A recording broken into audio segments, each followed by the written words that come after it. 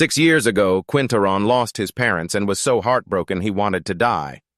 All they left him was a single ability book, but even after 6 years, the young man was still useless. He couldn't open the book. Then, right after being beaten to a pulp, he happened to bleed on the cover and was fortunate enough to receive the powers of a vampire. He immediately became bloodthirsty and his strength soared. Backtracking to a few days ago, after finishing high school, the students were cheering, congratulating each other on finally graduating. These classmates were slackers who didn't understand the point of studying. When everyone already has powers, I really don't get this era. Everyone's trying their best to improve their superpowers, so why does school still force us to take tests and do assignments every day? Immediately, a girl with a broader perspective chimed in. She explained it to her friend. It's basic education. Not everyone can make a living off their superpowers in the future, you know. There are even people in our school who can't afford an ability book. They have to wait until they join the army to be officially assigned an ability. Hearing that the poor kids who couldn't afford a book would get one for free made that guy furious. What? They're giving out ability books for free? Those poor brats have it too easy. My family spent a fortune to buy this thing. The guy walking ahead was a classic rich kid, so he didn't care about such trivial matters. What's there to be jealous about? None of those free assigned skills are any good. If it weren't for the rule that all graduates have to spend another 2 years in the military academy, they probably would never even get a chance to have superpowers in their entire lives. Regardless, those guys were still very jealous of the privileged kids with superior abilities.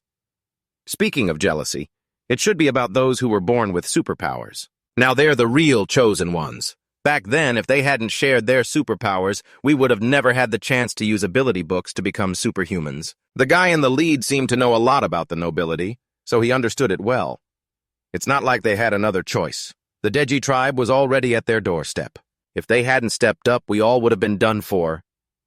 Hearing this, the girl became terrified of war and wanted to back out. War is too scary. In any case, I'm not going to the battlefield. Whoever wants to go can go. The girl who had been peeking around just now was waiting for someone. It seemed she'd found the person she was looking for. The guy from before was a true rich kid. His family had already determined his future before he even graduated. My dad has arranged everything. As long as I can raise my enhancement ability to level 5 during my time at the military academy, the family's beast armor and weapons business will be handed over to me. Just then, Jelly appeared, instantly becoming a topic of admiring and adoring conversation among the girls. It's Jelly! He came to school today, too. He's even more handsome in person than in his pictures. I wonder which military academy he'll be assigned to. It's got to be the best one. After all, he's the only level 4 superhuman in our graduating class. She didn't seem to want to miss the chance to express her feelings, so she went up to him and whispered, Jelly, could I bother you for a moment? As soon as he saw her, he recognized her. Oh, it's you. What's up? It was her first time approaching a guy, so she was hesitant and shyly asked, It's nothing. I just wanted to ask if you're free tonight. To go get a meal together. Hearing this invitation, Jelly thought, Tonight? Well, I don't have anything special planned. And so she mustered all her courage to make the offer. Just then, from behind, the shouts of some thugs chasing someone could be heard. Queen, stop right there! You dare run? Only an idiot would stop while being chased. So he fearlessly flipped them the bird. Queen's mouth was even fouler as he turned to provoke the thugs. See this finger clearly, you dogs! Being insulted like that made the two thugs furious, and they sped up. You mutt, you're asking for it. Don't let me catch you. It seemed he wasn't afraid of anybody. So he arrogantly taunted, Ooh, I'm so scared. While running, he wasn't looking ahead and bumped right into Jelly, falling hard to the ground. Ow! The girl saw that Queen seemed to be in a lot of pain, so she moved to help him. Are you okay? But as soon as she got a clear look at his face, she quickly pulled her hand back. Hey! Then the two thugs caught up and started beating him relentlessly. Run! I told you to run! Still want to show me your fingers, huh? Come on! Show them to me now! Feeling how brutal the beating was, she became very worried that something bad would happen to Queen. Just then, Jelly witnessed her reaction. He immediately took action, using his power. But instead of attacking the two thugs, he attacked Queen. The passers-by, having seen the brawl, started to gather around in confusion. Huh? What's going on? What is this? Are they fighting on the last day of the entrance exams? After attacking Queen, he just dusted himself off and left. He didn't forget to add a warning. Watch where you're going next time, you useless trash. As for Queen, He was left in a pathetic state, sprawled on the ground amidst the murmuring crowd. That black-haired guy. It's him again. How boring. Let's go, let's go. After seeing him take a hit from Jelly, the two thugs decided to let it go. You got lucky. You blocked one of Jerry's regular moves? You probably wouldn't even get the chance to stand next to him normally, huh? It's the last day and you're still causing trouble for us. Watch yourself from now on. Don't let us see you on the streets again. As he walked ahead with her, he asked, "Are you pitying him?" Eager to win his favor, she denied it firmly. Not at all. I just couldn't see clearly who he was. But Quinn is already this pathetic, still getting mocked by everyone with no one to help him. DSC, what happened just now? Feels like I missed a good show. Didn't you see it? I don't get why that idiot dared to mess with Jelly again. Oh, that short kid? Isn't he pretty well known? What's his name again? There's a guy in our class named Quinn or Queen Flower or something. Anyway, he still doesn't have a superpower. He just lives off a stipend, a complete nobody. You don't even know the names of the people in our class? Why, you want to know him so badly you want to be his friend? I think he'd definitely be thrilled. Thanks for your kindness, but spare me. I'm afraid his uselessness might rub off on me. Covered in injuries, he turned and walked away dejectedly. Suddenly, a wave of emotions stirred within him. It's like this every day. Don't those people ever get tired of constantly competing? That's right, in this era, not having a superpower is the original sin. Forget about fighting the Deji tribe. You're discriminated against right here in school. Quinn walked on hopelessly when he overheard the news broadcast. Today marks the 5th anniversary of the signing of the Peace and Ceasefire Treaty with the Deji tribe. In the context of peaceful development, the situation in some regions of the world remains unstable. We call on all peoples and regions to understand and support one another, and avoid letting tensions escalate once again. Tomorrow I'm heading to the military academy.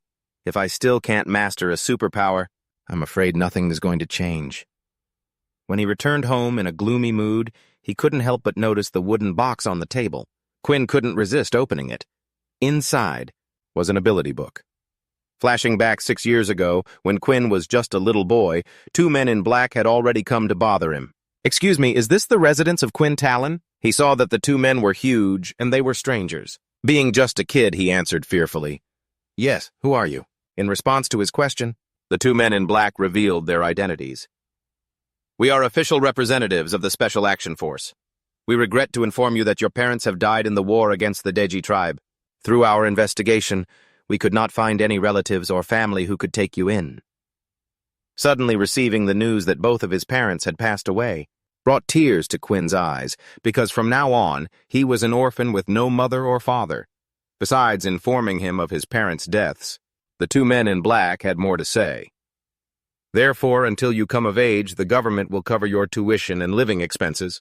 Additionally, here is an inheritance left to you by your parents. Although there are no cash assets or other equivalents, this ability book surely has some value. Whether you wish to sell it or keep it is your decision. If there are no issues, please sign here." The first time he touched the ability book, his heart was a mess. Now, in the present, holding the ability book in his hands again, Quinn asked himself, "Mom, Dad, why did you have to go to the battlefield back then? Leaving me all alone. All you left for me was this ability book that I can't even open." And so, he tried his hardest to open the ability book, but no matter how hard he tried, it was all for nothing. As expected, it still wouldn't open. What on earth am I supposed to do? I guess the only way is to go to the military academy and get a book distributed by the government. But compared to this ability book that I can't open, I'd rather you had left me a photograph. I'm starting to forget what you two even look like. While lost in his memories of his deceased parents, Quinn's nose suddenly began to bleed. A single drop landed precisely on the ability book. The sudden nosebleed startled him. He hurriedly grabbed a tissue to wipe it. Damn it. I must have pushed myself too hard. My nose is bleeding again. After wiping it for a moment, the ability book was clean again, which made Quinn feel relieved. Phew, at least it could be wiped clean. But then, he saw something surprising. The ability book, which he couldn't open before no matter how hard he tried, was now glowing with a red light. Quinn was quickly pulled into a boundless space, because the ability book had opened, much to his surprise. The book is open. When the ability book opened, it transformed into energy and shot straight into Quinn.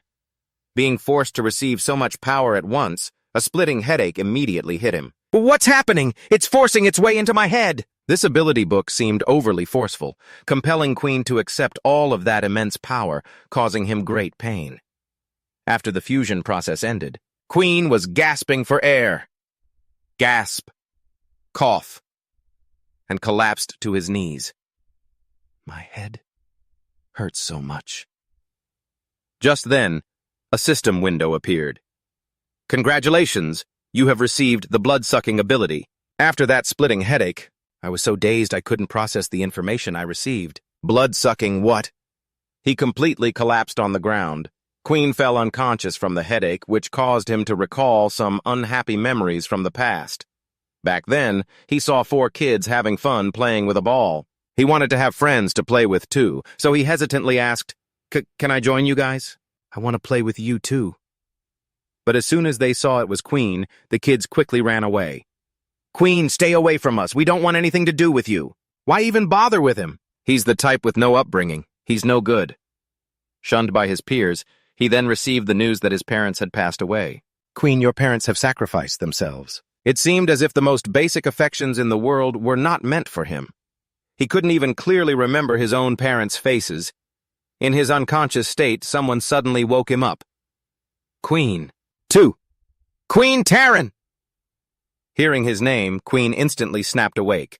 Outside his door, 3 people were standing there. One announced, I'm counting to 3. If you don't open this door, I'm breaking it down. As he finished speaking, he began the countdown. 1, 2. Before he could get to 3, Quinn managed to run to the door. When he opened it, he saw the person standing there was Sergeant Grieve. Seeing that Quinn had wasted his time, he demanded, What's the matter? You're just opening the door now? Realizing it was Grieve, he became frightened and replied, Yes, sir, I overslept. That excuse was completely unacceptable, so he shouted angrily, 2 minutes! I'm giving you 2 minutes! Pack your things and get in the car now, I don't want to waste any more time. Yes, sir! Because he had been unconscious, Quinn hadn't packed yet, so he just started grabbing things randomly. Yes, sir! Oh, crap! Oh, crap! How did I sleep until morning? I remember I was studying the ability book when I got home. Speaking of the ability book, Quinn frantically searched for it. That's right, where's the ability book? Then, as his memory returned, he vaguely recalled, I think I opened it. Then he subconsciously saw his battered glasses, broken in 2 on the ground, and he panicked. Huh? My glasses are broken again. Looks like I'll have to get a new pair this time. This is no good. But when he wiped away his tears, he suddenly noticed something strange. That's weird. I don't think I'm nearsighted anymore. Unbelievable. This news truly left Quinn so shocked, he was speechless. Before he could even think about his eyesight being fixed, he heard Grieve yell, Quinn Taryn! How much longer are you going to make me wait? And just like that, he had no time left and hurriedly finished packing his things. He had just gotten his stuff out of the house when he heard him yell again. What's with the dawdling? You think this is a vacation? Knowing it was his fault, Quinn didn't argue back and just accepted it. No, I'm sorry. Seeing his repentant attitude, Grieve's anger subsided a little. Get on and find a seat. Yes, sir. Afterwards, Quinn got on the vehicle and saw the seat next to Jelly was still empty, so he asked to sit there. Excuse me, could you let me in for a second? Only after asking did he realize who was in front of him. It's Jelly. He seemed to really dislike him and coldly replied, It's taken. Being rejected like that, he looked down at the other seats. He saw that everyone else looked annoyed, leaving him at a loss for what to do. Ugh. All he could do was lament his fate. What rotten luck. It seems like there are no other seats left. Not knowing what to do, Quinn looked at Jelly again, as if pleading. Jelly immediately put on an annoyed expression and scowled. What, you got a problem? But while he was awkwardly stuck, he saw a kind-hearted classmate waving at him. Hey, buddy, come sit here. This spot's free. This finally getting a seat made him feel grateful. Oh, okay, thanks. He praised him silently in his head. What a genuinely kind person. As soon as he sat down, Golden proactively reached out to shake his hand and introduce himself. Hey there, I'm Golden. Quinn was also happy to shake his hand. Hi, I'm Quinn. Just then, the system appeared with an angry status. It came with a notification. Skill activation detected. This skill has been denied. Confirmation required. A system window appearing out of nowhere like this left Quinn stunned, then utterly bewildered. What is this thing? Can't he see it? I wanted to be sure whether Golden could see the system or not. So Queen pointed at the system and asked about it, but seeing Queen's extremely strange reaction confused Golden. Huh? Weird. After that, Golden got worried that something was wrong with him. He quickly pulled his hand away and asked about his ability. Sorry about that. What's your ability? When asked about his ability, he immediately denied it. I don't have a superpower yet. He couldn't understand why he was suddenly being asked this after hearing Queen was coming to the academy. The fact that he didn't have an ability surprised Golden even more. Oh, really? This is the first time I've ever met someone in this situation. Knowing he was both useless and different, he could only sigh in resignation. It seems people like me are pretty rare. I'm sure everyone else our age has already gotten their superpower by now. As they were chatting and getting friendlier, they were once again silenced by Reeves shouting. What's all the noise? Shut your stinking mouths for me. You think you're on a picnic? Do I need to remind you all of the military academy's rules right now? As soon as the cadets heard that shout, they immediately covered their mouths. After that, the two could only look at each other awkwardly. Once he had a quiet moment to himself, Queen started thinking. That thing from before. It kept flashing in front of my eyes. Is it related to the ability book I opened yesterday? Only I can see it. A system. Then a status window with his information appeared.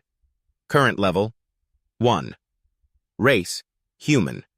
Name, Queen Taryn. Basic attributes, strength 10, agility 10.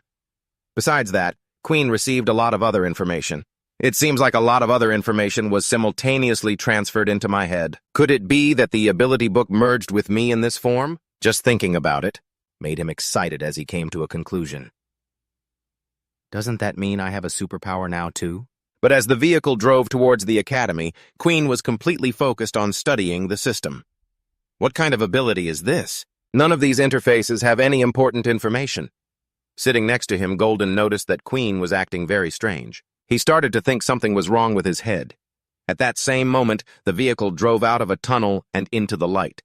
The light immediately streamed in, causing Queen intense pain. I don't understand what's happening. What is this? At the same time, the system blared multiple warnings. System warning. Your body is directly exposed to sunlight. All attributes are currently reduced by 50%. Queen's life was in grave danger, with all of his attributes cut in half. The sudden drop in everything pissed him off. Damn it!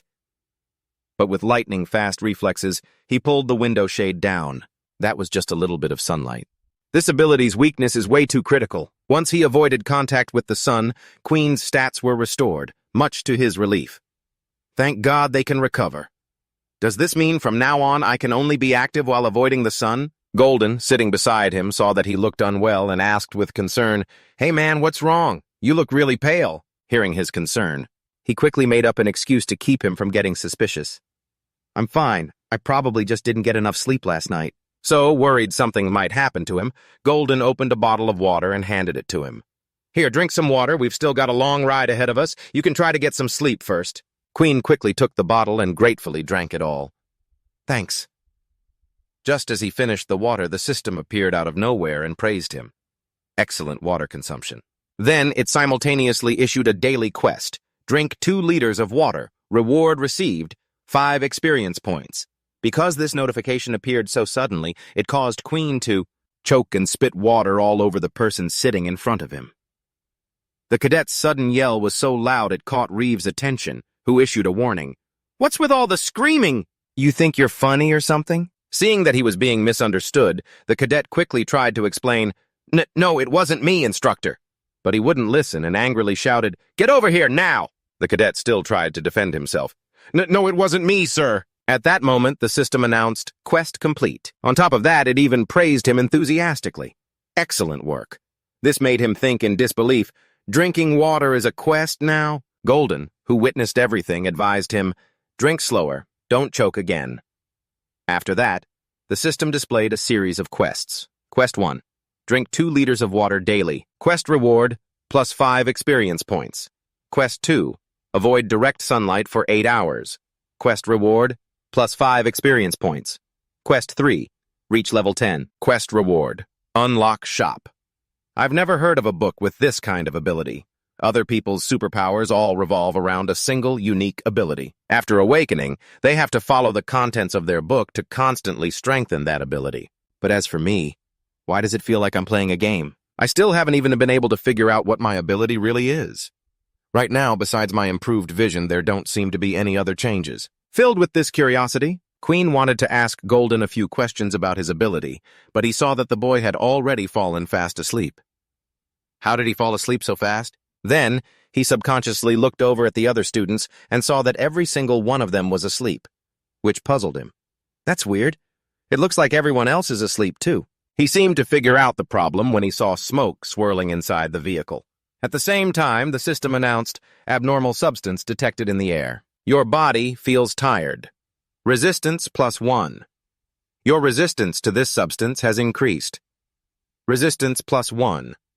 After wearing a gas mask for 1 round only, Quinn wasn't unconscious, so I have to raise my assessment of him. It seems there are still a few who can resist the knockout gas, so I'll have to pay special attention to you. And with that, he quickly threw a bag over his head. He even remembered to order his men, give this little guy a little extra juice. Seeing this, the system, afraid something would happen to him, frantically announced, abnormal substance detected in the air. Your body feels tired. Although the system had issued many warnings, Quinn still couldn't fight off the anesthetic gas and slowly drifted off. So, sleepy. I can't even keep my eyes open anymore. After some time had passed, the sack was taken off Quinn's head. Wendy, who had woken up earlier, immediately asked, Hey buddy, you were really out, huh? After waking up, he just felt dizzy and confused, shocked. Where are we? There were currently only 5 people in this space. Based on his own thoughts, he predicted, I guess we've probably arrived at the military academy, but I only woke up a short while ago, so I'm still not clear on the situation. This cold, blonde girl is Aylin, and the short-haired, dark-haired girl behind her is Layla. Seeing that Quinn had finally woken up, she commented, The 5th one is awake. The last person was their friend, Peter. You guys? Just then, the sound of approaching footsteps caught Quinn and Golden's attention. They saw the examiner appear, remarking, Oh, looks like this group is all awake. We can begin arranging the tests. The person walking behind him, perhaps afraid the students would worry, reassured them, Don't worry. This is a supernatural ability test before entering the academy. When your name is called, step forward. He then called each person up one by one. First, Peter Jack. Hearing his name called first startled him. Me? Meanwhile, Quinn was getting very worried. He didn't understand his own abilities yet, and they were already being tested right after arriving. I don't even know what my ability is yet. The examiner knew Peter was worried and quickly reassured him in a friendly tone. Don't worry, kid. What is your ability? Faced with this question, it seemed he didn't know much about himself either. I don't have an ability. Layla, upon hearing this, seemed to find it unbelievable. Wow, are there really people with no abilities? Golden wasn't so surprised. Instead, he had an indescribable faith in everyone. What's the big deal? There's still time to awaken one now. Now that there was someone else like him, he felt more at ease. So, there's someone else like me in our batch, huh? Hearing that Peter had no ability, the examiner didn't pay it much mind. That's okay, Peter. Come here, take this. He could also receive a supernatural ability. Just like that, he was given an ability book, which made him incredulous. Is this really free for me? Really? The examiner confirmed without a hint of hesitation that the ability book now belonged completely to Peter. Yes, of course. For now, I'll temporarily classify you as a level 1 ability user. When you have free time, study this book carefully. Once you learn how to use it, you can participate in a re-evaluation later. His current level was level 1. Realizing he could be like everyone else, it made him feel grateful.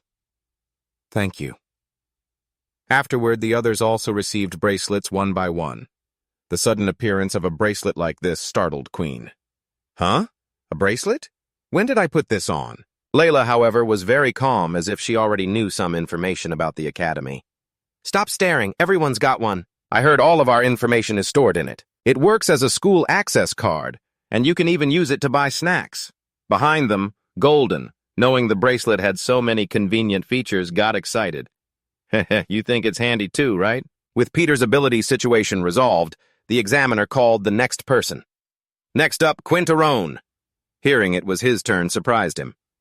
"Oh, it's me." As soon as he was in front of her, the examiner asked directly, "Quinteroni, what is your ability?" He really couldn't understand why she was asking again when she clearly had his file in her hands. So he immediately answered honestly, "I don't have an ability." Right away, she took out another ability book. "So you're the same. Here, take this." The moment Queen touched the ability book, the system immediately announced, "Cannot learn this ability. Would you like to exchange this book for 10 experience points? Confirmation required." But faced with the system's notification, he reconsidered. "Each person can only awaken a single ability, since I can't learn a new one." A confirmation request appeared, but upon seeing the system notification, he reconsidered. Each person can only awaken a single ability. It's impossible to learn a new one. Then I probably really am an ability user already. But, can this ability book really be exchanged for experience points? I really want to try it, but I'm afraid that if I do, I'll have to face endless questions. The examiner was about to call the next person when he was suddenly cut off by him. Examiner?" She truly didn't understand. What on earth is Queen trying to do?" The proctor offered a kind reminder. "Are you sure you don't want this? This ability book is a free gift. If you miss this opportunity, then you'll have to find a way on your own." Even after being advised to this extent, he still insisted on returning it. "Yes, I understand. I'll handle this myself." This seemed to be the first time this had ever happened, so the two examiners looked at each other, then stopped Queen. "Please wait a moment." She stepped aside to contact her superior for guidance. "There's an unusual situation to report. A student named Queen Tyrone doesn't want to accept the ability book." Upon hearing this, the superior was a bit puzzled. Is he a member of the Pureblood faction? But she didn't think so. "I'm afraid not. His file doesn't list any special abilities. And he isn't equipped with any beast gear weapons either." "I see." And with that, the superior quickly offered a solution. "Give him a test to see his potential. If he's just an ordinary person, let him fend for himself. The cruel world will teach him his lesson sooner or later." After hearing the instructions, the examiner quickly complied. "Yes, sir." So she quickly invited Queen to the testing area. "Sorry to keep you waiting. Since you don't want to accept the ability book, we will proceed with a direct evaluation." Seeing that the testing area was outdoors made him hesitate. Then, the 7 of them moved out to the field. The examiner announced the objective of the test. Destroy the 3 automated targets as quickly as possible. For someone like him, who has the abilities of a vampire, being exposed to sunlight like this makes fighting extremely difficult. His vision of the things in front of him started to blur. Not only did he feel exhausted, but his sight had also become hazy. "Is it because I'm under the sun? There's no other way. I'll just have to risk it." And so Queen swiftly threw a punch at the mannequin. The examiners on the side immediately got a reading. His strength was a 5. It was the first time she had ever witnessed someone with such a low strength level. She was dumbfounded by how unbelievable it was. So weak. Then, as Queen ran towards the mannequin, it detached its arm, aimed it at him, and fired 3 shots. It was clear that he was having a very difficult time fighting the 3 mannequins. On top of that, his agility was only a 5.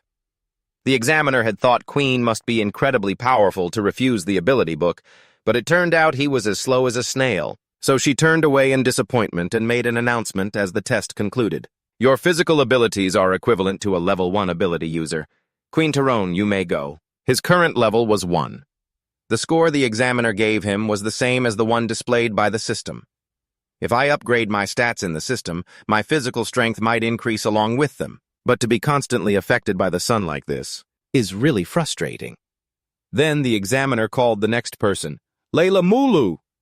Hearing it was her turn to show off, she was overjoyed. "It's my turn, I'm here!" Golden, on the other side, was afraid he might be feeling down, so he offered him some water and did his best to console him. "Don't be discouraged. You still have 2 more years to improve." Receiving such kindness made him very grateful. "Thanks." Queen could finally breathe a sigh of relief. No longer standing under the scorching sun, hiding in the shade was so much more comfortable. The examiner then asked, "Layla Mulu, what is your ability?" She received the answer, psychokinesis. Seeing that the information matched what was on file, she gave the instruction. "All right, you may begin the test." Hearing this, Layla quickly agreed. "Yes!" Golden, who heard the whole conversation from a distance, remarked with awe, "So she has superpowers. I thought she was from the pure-blood faction. This was the first time Quinn had heard the term pure-blood faction, and he couldn't help but be curious. Knowing he was confused, the boy kindly explained in detail. The pure-blood faction refers to a group of people who are adamantly opposed to superpowers. The purebloods believe that the current trend of everyone chasing after superpowers is a distorted value. The mentality of only believing in superpowers is the root cause of the division in today's society. They focus on developing beast gear and undergoing extreme physical training, using their ordinary human bodies to fight against the Deji tribe. With those explanations, he finally understood and concluded, I see. So that's why you saw her using a bow made of animal bone and thought she was from the pureblood faction, right? Layla's performance seemed to have faltered a bit, so the examiner announced the end of the test. Layla Mulu, ability level 2. Hearing that she only achieved level 2, she found it impossible to accept. How can that be? All the teachers at school rated me as level 3. Faced with Layla's disbelief, the examiner patiently explained, Your skill with the bow and arrow has indeed reached a level 3 proficiency. However, one target was destroyed with your bare hands, and we measured at an average force of 8, so you can only be rated as level 2. After explaining everything, she offered some comfort. There will be many more opportunities to be tested in the future. You don't need to dwell on this one result. Then she called the next person. Aylin Haile! Although Layla understood, she still couldn't accept this outcome. Hearing Aylin's name being called, Golden walked over to start a conversation. Hey, they're calling you. Looks like I got lucky. I'm the last one, haha. Suddenly, the hand of a stranger he didn't know. He didn't realize putting his hand on her shoulder would make her so uncomfortable. When she warned him to take his hand off, he thought she was just kidding, so he laughed it off. Don't be so tense. I think... Before he could even finish his sentence, Golden's hand was frozen solid, leaving him completely stunned. Eileen arrogantly flipped her hair, not forgetting to warn him one more time. Next time you lay a hand on me without permission, it'll be worse than this. Golden, witnessing her power, was startled. Whoa! So she's got ice powers. No wonder she's so cold. I almost lost my hand. As she stepped up to the examiner, he immediately asked for confirmation. Aileen Hiley, ice-type ability, correct? As the test began, she immediately confirmed, correct. Meanwhile, Golden wasn't holding a grudge at all. Instead, he was cheerfully praising her. Heh, I knew it. That girl is seriously powerful. Quinn, who had been drinking water, came over and kindly advised him, You shouldn't touch people without their permission. She doesn't look like someone you should provoke. But Golden didn't seem to pay much attention to the warning. Ha ha ha ha ha. I wouldn't mind having an exhilarating fight with her. But for real, I'm not the type of guy who just starts fawning over any pretty girl I see. The other three were left speechless by this. Eileen was clearly very strong. She just stood in one spot and used her ability to completely destroy the training dummies. After this display, the examiner was very satisfied and made an announcement. The test is over. Eileen Hiley, assessed as a level 5 ability. Excellent. You're the third student out of all the candidates today to reach level 5. Hearing she was level 5, Peter gasped in amazement. Amazing. A level 5 ability. Queen's face was also frozen, as if he'd never seen anything like it. Ah, that's right. The highest level at our school before this was only level 4. Layla, feeling outshone, was very unhappy. What's so great about that? I'll surpass her soon enough. Finally, it was Golden's turn. Next, Golden Fong. Hearing his name called made him eager to prove himself. It's finally my turn. When Golden went up and demonstrated his ability, it left Eileen astonished, and Quinn dumbfounded. It was exactly like Aileen's power. He took down the training dummies with a speed that was hard to follow. Afterward, the examiner happily exclaimed, Looks like it's our lucky day. Golden Fong, a level 5 ability. Being ranked at level 5 made Golden excited enough to show off. How about that? Quinn, at a loss for words, could only manage an incredible, Can you copy abilities by touching people? Golden was startled that he'd figured out his ability in an instant. Wow, you saw right through me immediately. And I was planning on keeping up the act for a bit longer, too. How did you figure it out? In response to his question, Quinn didn't hesitate to explain his logical deduction. Remember when we shook hands? You seemed a bit surprised. That's because you couldn't copy my ability, correct? Furthermore, when Eileen froze your hand earlier, You were clearly unfamiliar with ice-based abilities. So, when I put it all together, there was only one possible explanation. Faced with this accurate analysis, Golden had to admit he was impressed. Wow, I'm surprised. Even without any powers of your own, you're incredibly perceptive. Receiving this compliment, he replied modestly, "Ha ha ha, I just happened to notice, that's all." Wait a second. Quinn suddenly realized something. That's strange. In that case, back then, my body must have automatically defended itself against his copying ability. So what in the world is my ability? Just then, Eileen, who had been acting so cold, approached and asked, "Hey, you're a prime ability user, aren't you?" So-called prime ability users are those who are born with their superhuman powers. Legend says that all the superhuman powers recorded in the current ability books were passed down from them. Golden didn't give a straight answer and started teasing her again. Why don't you take a guess? If you get it right, there's a prize. But she wasn't interested in playing along and coldly walked away. How dull. Seeing that everyone had been tested, the examiner addressed the students. The testing is now complete. You may all proceed to the military academy. Hearing they could go to the academy, Peter was overjoyed. Oh, that's great! The instructor then informed the students about some of the facilities, explaining that books could be placed in the transfer bay, along with their luggage where a designated instructor would receive them. The 5 of them were then quickly transported to the academy. The place was incredibly vast and integrated with all sorts of services. This took him by surprise. Whoa, so this is the military academy? It looks like a bustling city. It was also Quinn's first time seeing such a sight, and he remarked with a hint of apprehension, "It's enormous." After the 5 of them were transported into the academy, they stepped out of the elevator and saw many other students gathered around, chatting. Oh, fancy meeting you here. Hey man, what a coincidence. How'd your test go? I got level 5. What about you? Hearing that his friend had a higher level, the other guy turned to leave. I'm level 3. Hearing the other student was level 5, someone else immediately invited them over. That's impressive. Let's hang out for a bit, okay? But he was turned down. Maybe in a little while. This made Quinn and Peter realize one thing about this academy. A character's rank is determined by their power level, with the lowest ranked students being level 1. When Jelly appeared, another student immediately turned to get acquainted. Hey, aren't you Jelly? Do you remember me? We went to the same school before. He didn't seem to remember him at all, but he still gave a polite answer. Oh, is that so? Hello? On Aylin's side, a few students were also following her, hoping to get acquainted. No way, it's really her. Look for yourself, that's her. After that, all the high-level students were greeted by lower-level ones wanting to be friends. What a coincidence. A chance like this is so rare. I'll treat you to a meal later. Before the invitation was even finished, Jelly quickly refused. Sorry, I don't have time. Over by Aylin, a few girls also ran up to get acquainted. Hello, I'm Mary. I'm a level 3. Can we be friends? Me too, I'm Jiang, and I'm also a level 3. Are you really a level 5? I've never seen a level 5 before. As soon as they heard about a level 5 student, the other students started buzzing with excitement. What, level 5? Who's the level 5? I'm a level 4, be my friend. Get out of the way, I was here first. A mere level 3 like you shouldn't even bother. And Peter finally realized how everyone was behaving. It seems everyone wants to be friends.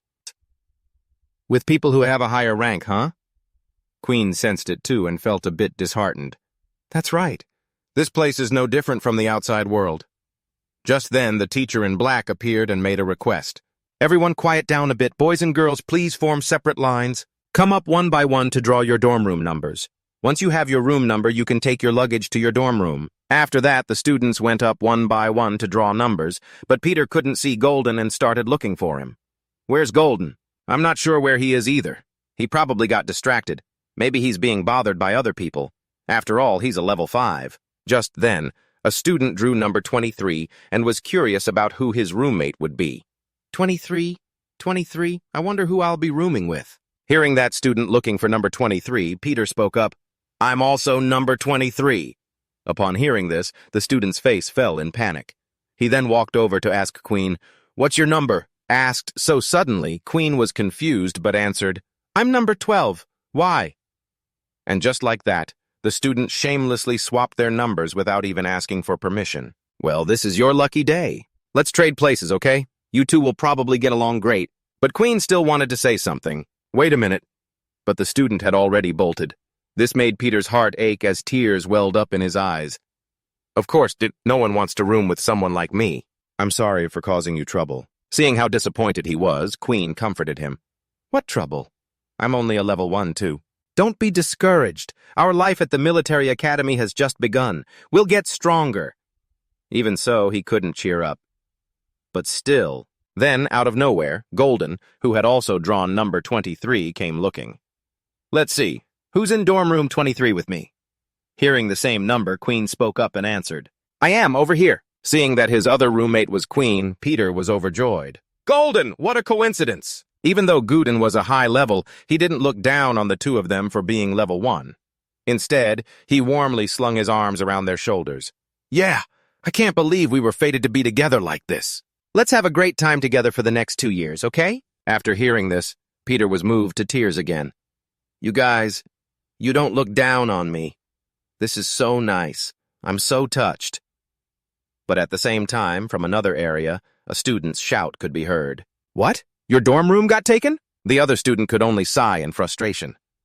Yeah, it's a total disaster that fell from the sky. The student immediately wanted to go get justice for his friend. What kind of person does that? How dare they be so blatant about it? Come on, we'll go find him. I'll help you get it back. But the other student stopped him.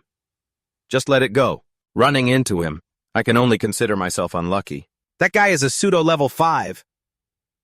It turns out Golden was the one who had proposed swapping rooms to be with the two of them. After that, the three of them moved into the men's dormitory together. Then, as Gooden tidied up his sleeping area, he made a suggestion. The rest of the time is free time. Let's go for a walk somewhere later, okay? But Peter turned him down, wanting to diligently study his ability book. Sorry, I can't go. I finished unpacking.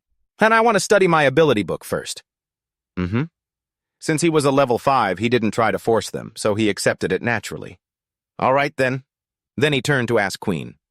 What about you? I have something to do as well, so I can't go with you. I want to go to the library for a bit. I need to figure out the situation with my ability as quickly as possible. I hope the library has some relevant materials. Just a moment ago, Golden wanted to go out and play, but when he heard what I said, he got all excited and insisted on coming along. It's been a while since I've read a book, too. Perfect timing. I'm determined to study hard. After that, we both headed to the Academy's library. As soon as we walked in, we saw it was full of people, but the atmosphere was extremely quiet. Quinn, respecting the space, thought to himself, wow, it's so crowded. After grabbing his books, he noticed something with a puzzled look. Huh? Why are they just moving their mouths? I can't hear any voices. Knowing what Quinn was curious about, Golden immediately explained, You went to a public school before, didn't you? They probably don't have this device, you just have to touch it. And it can create a soundproof space just like that. People inside can talk freely without disturbing others. Witnessing something like this for the first time really surprised him. Whoa, this is really my first time seeing this. Has technology really advanced this far? Afterwards, Golden sat down and asked curiously, What kind of materials are you looking for that you need so many books? Being asked, Quinn had to make up an excuse. This? It's not that I don't have the school's free ability book. I just want to see what other kinds of superpowers are out there now. Who knows, I might find one that suits me better. Oh? So that's his sudden excuse. He couldn't help but laugh. Oh, is that so? I thought you wanted to become a pure blood member. Turns out you just don't want to become the military's attack dog, huh? Ha ha. Quinn heard him but couldn't understand the meaning behind his words. The military's attack dog? Hearing that, Golden realized. So you don't know anything about this, do you? So you really don't know, huh? You don't actually believe the military is that benevolent, do you? Handing out free ability books to everyone, right? Later on, all those people will have to follow the military's orders. If they call you to the battlefield, you have to go. To put it nicely, you're their pawn. In reality, you're just a worthless human shield. As soon as he heard the reason, he was reminded of the ability book Peter received.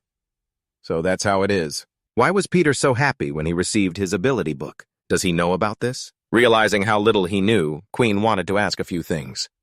Oh, right, Golden. Have you ever heard of an ability that gets weaker when exposed to sunlight? It was the first time he'd ever heard of an ability book like that. It left his face completely blank. Huh? He suddenly burst out laughing teasingly. Ha ha ha ha ha! How could there be an ability like that? Some people might seem weak because they can't control the power they received. Or their ability is just too weak when it manifests. But getting weaker just from sunlight? We're humans, not vampires. After those words, he could only smile and play along. Yeah, you're right, ha ha ha. After spending some time reading in the library, Golden had conked out and was snoring loudly. Quinn, however, had been reading for hours but still hadn't found that ability book. He closed the book. As expected, none of these books have any record of a case like mine. So he looked up at the bookshelves. I'll keep looking up there. Quinn searched for books while reading, but there was still no information. A story about a red dragon reincarnating as a human. That's actually pretty interesting. This book is called Fantasy and Knowledge, written by Lenny Stein and Zetalin. Seeing that there was no new information after reading the story, he quickly put it back in its place. But this is probably just a fantasy novel. Dragons, vampires, and all that. They're just creatures of legend. It's almost dinner time, too. I'll read one more book and then head back. So, Quinn stopped searching for books related to that ability and instead focused on researching the characteristics of vampires. Drinks human blood, turns into a bat, uses illusions. So these are all vampire traits. Oh, there are also vampires skilled in swordsmanship and hypnosis? Turns out vampires have their own distinct branches. It's quite a systematic classification. They're not quite like me, though. The only thing we have in common is getting weaker under sunlight. As he was reading, a system notification appeared. You have gained a deeper understanding of the system. Experience +10. Current EXP, 15 out of 100. A notification from the system suddenly popped up just like that. What's making me so panicked? Then I dazedly realized I'm in trouble. It can't be, right? The power I awakened. Is it really a vampire's power? The sky finally began to turn to dusk. After a nice nap, Golden finally woke up, stretched, and started looking for Quinn. Where did he go? It's already this late. Could he have gone home already? The thought of him leaving without telling me made me sad. How annoying. He didn't wake me up at all. But Golden had no idea that Quinn had been frantically researching vampires all afternoon. This is insane. Absolutely insane. The more I read, the deeper I understood. It seems it's all true. At the same time, the system continued its announcement. You have gained a deeper understanding of the system. Unlocking one optional quest. Confirmation required. Hearing there was a new quest, Quinn put down the book and looked. He then saw the system display a terrifying face as it issued the quest. Suck the blood of one person. This was something he couldn't accept.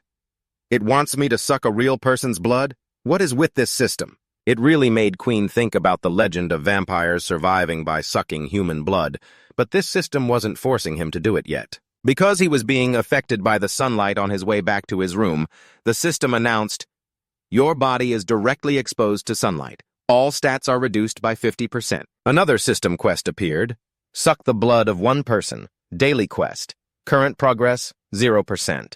The reward for this quest was a bit mysterious, which caught his attention. It might be possible to complete. This quest will grant a special reward.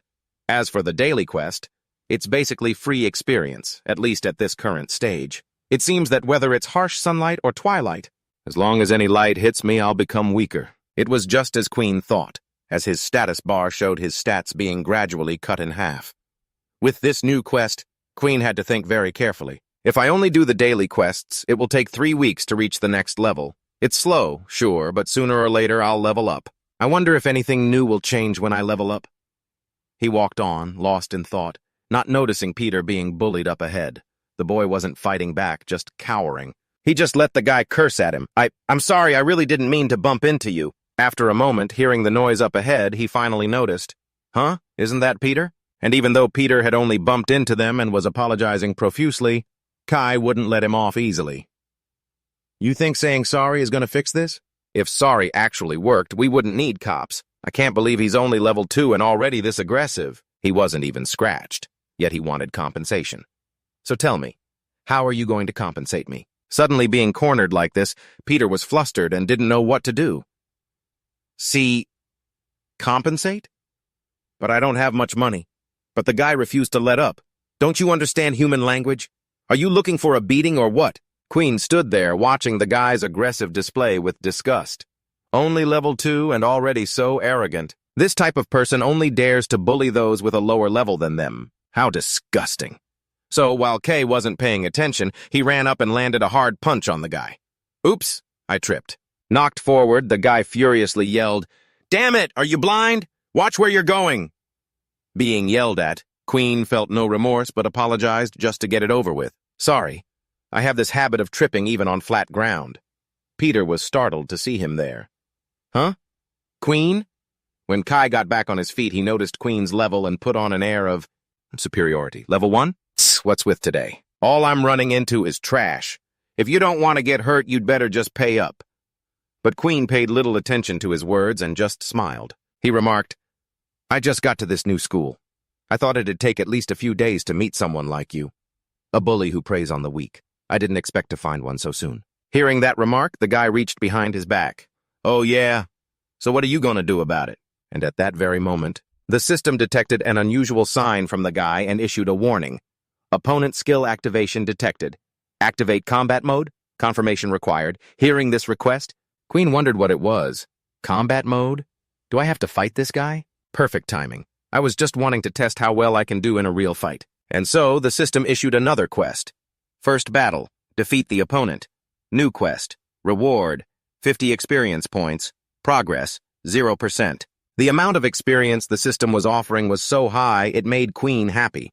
And on top of that, a reward of 50 experience points. If I win, leveling up is right around the corner. So without a second thought, he agreed to fight Kai.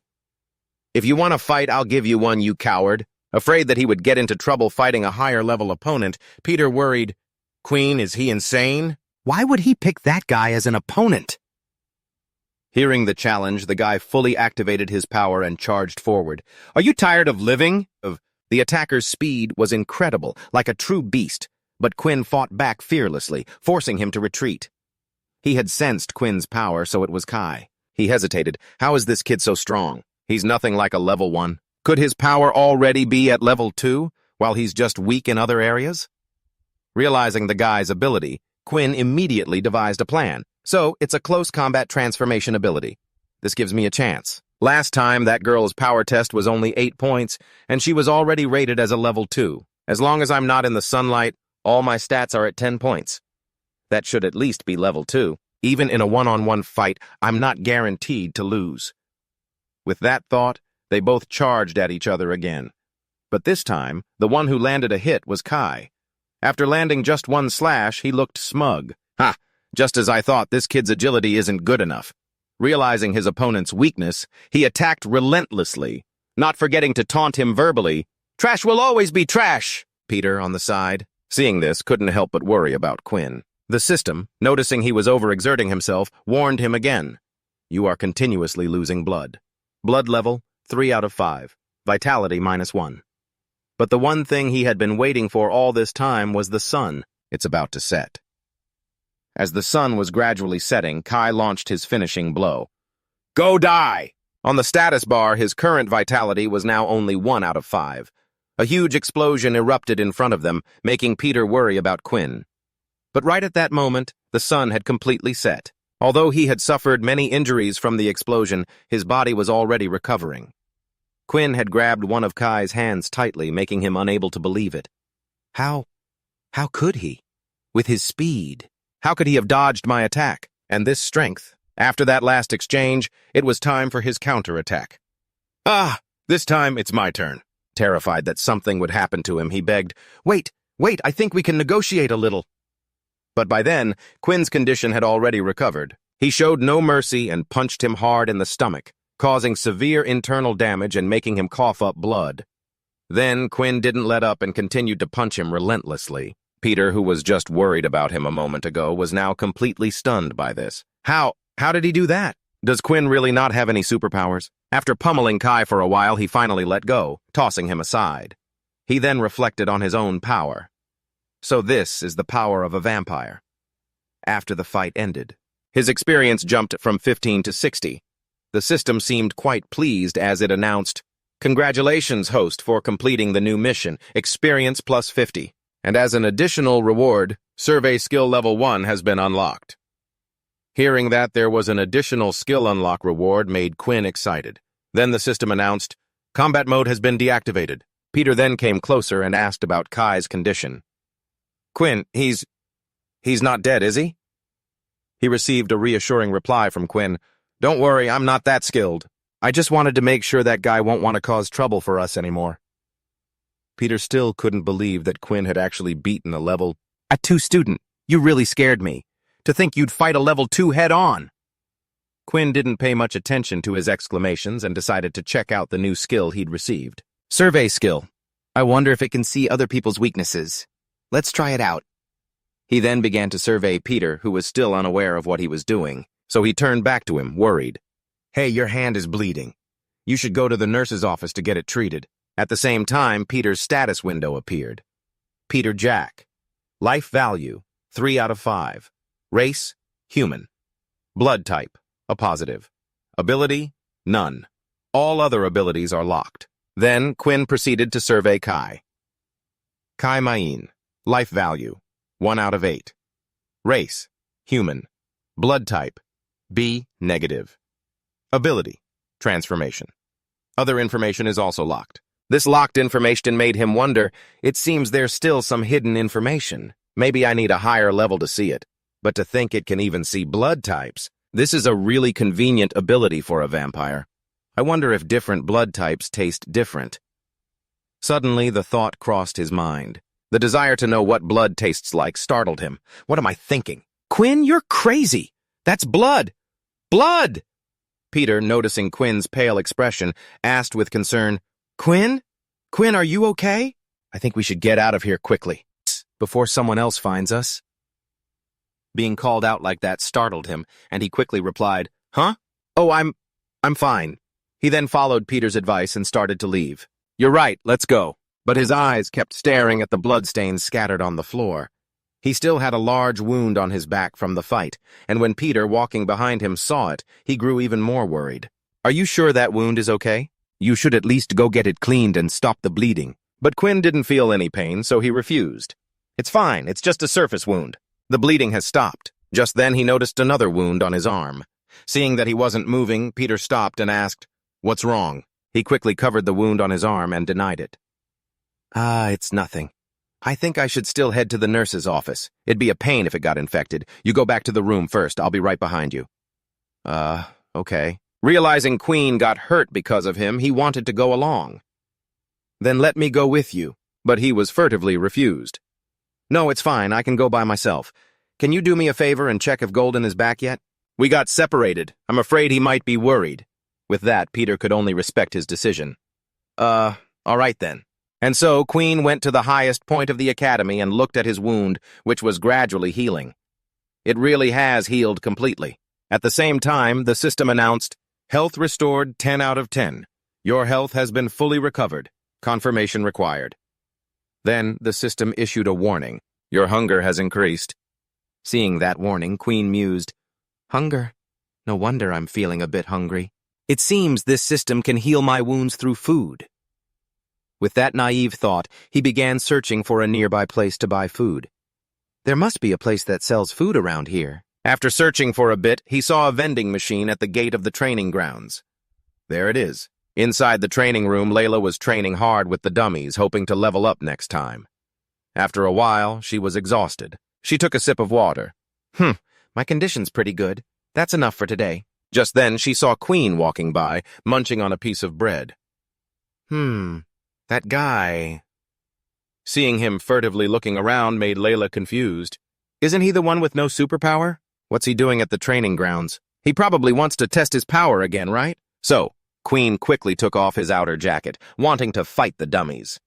He started the test on normal difficulty, but as he tossed his jacket aside, she saw everything and praised him inwardly. Looks like he wasn't happy with his daytime test results, huh? He's pretty ambitious. Come on, let me see what you've got. Then, with a single blow, he sent the dummy flying, along with a notification. Power, 10. This made Layla gasp in disbelief. How is that possible? Isn't he only a level 1? And it wasn't just his power, but his agility, too. The dummies that were hit turned to face their target, but before they could do anything, Quinn slashed them with 2 quick strikes. Target hit, test complete, agility 10. At that moment, the jacket finally hit the floor. That speed surprised Layla even more. Incredible. He managed to destroy all the targets before his jacket hit the ground. He's intentionally hiding his true strength, isn't he? But why? At the academy cafeteria, some level 1 students got their food and called each other over to a table. "There's a seat over here!" Hearing that, another student hurried over. "Coming!" As the 2 students were about to sit down, a level 3 student threw his backpack down to claim the spot. Seeing such an aggressive act, the 2 level 1 students didn't dare to mess with him. "Maybe we should just go outside." Yeah. Afterwards, the 2 level 1 students took their food outside to eat, complaining to each other unhappily. Those guys inside are really scary. They can act so arrogant just because they have a high rank. If you can't fight them, it's best to stay away. It seemed Peter and Quinn had been bullied in the same way, so they were sitting outside. Peter, worried that Golden might be uncomfortable, asked, "Golden, are you sure it's okay sitting with us? All the high-level people are sitting inside the dining hall. Only us low-level ones have to be out here. You shouldn't have to suffer like this with us." "That's right. You don't have to be with us. You should be mingling with people of your own rank." But Golden didn't seem to care and refused. "Don't be ridiculous. I hate that stupid ranking consciousness more than anything. We're friends." Then he started eating cheerfully. "So just relax and eat. Right now, nothing is more important than filling our stomachs. Ha ha." From a distance, Layla witnessed this whole scene. Later, in the theory class taught by Mr. Dell, he began to explain the basic theories of abilities to the students. It can be said that without the selfless sharing of the innately gifted, the new structure of today's world would not have been formed. We may be living in a time of temporary peace, but no one knows when war will break out. That is the very reason you are all studying here at this military academy. You must strive to enhance your extraordinary powers. Only your rank can prove your self-worth. Upon hearing these theories, Quinn came to understand just how high-class Golden's power was. Still, Golden's ability is so convenient. He can directly copy high-level powers, but the ability he copied, can it be enhanced further on its own? Out of curiosity, he had the system survey his information. Use survey skill. Let's see if I find anything. Receiving the command, the system immediately surveyed the information, which quickly appeared on the screen. Golden. Health value, 10 out of 10. Race, human. Blood type, O negative. Ability, unknown. Suddenly, the ability column was locked like this. This made him even more confused. Strange. The ability can't be displayed. Could it be? So, to confirm his suspicion, Quinn bluntly asked Golden, "Can you not use Aylin's ability anymore?" Model, as soon as he heard that question, Golden, truly impressed by his quick wit, whispered in his ear, "Wow, you figured it out again. You're a really sharp one. Let me tell you a little secret. Actually, my copy ability resets every day, so unless I touch Aylin again, I won't be able to copy her ability." Upon hearing this information, he couldn't help but confirm that his theory was correct. As expected, abilities that seem convenient always come with restrictions. So that's why he'd given such sincere advice, for his own good. "Well then, I advise you not to do it. Aylin isn't someone to be trifled with." And Golden, hearing that well-intentioned reminder, was very grateful. "Thanks for the concern. If only you and Peter had abilities I could use, that would be great. I still don't know whose ability I should copy for the next test." As he spoke, he let out a long, sleepy yawn. Quinn, however, felt bad for not having an ability he could use. "I'm sorry. I can't help you with that." As he was speaking, his stomach suddenly rumbled, surprising Golden. "Are you still hungry? You just ate enough for 2 people. To suddenly have someone hear his stomach growling like this made him very embarrassed. "Ha ha ha, maybe I just digest things a little too quickly." Afterwards, he looked at the system in disbelief. "How can it be so fast? I'm hungry again already? If it keeps up like this, my food expenses are going to be pretty high." The long, drawn-out theory class finally came to an end. Golden needed to use the restroom, so he split off. "You two go on ahead. I'll just pop into the restroom for a bit and find you guys later." Hearing this, Quinn casually agreed.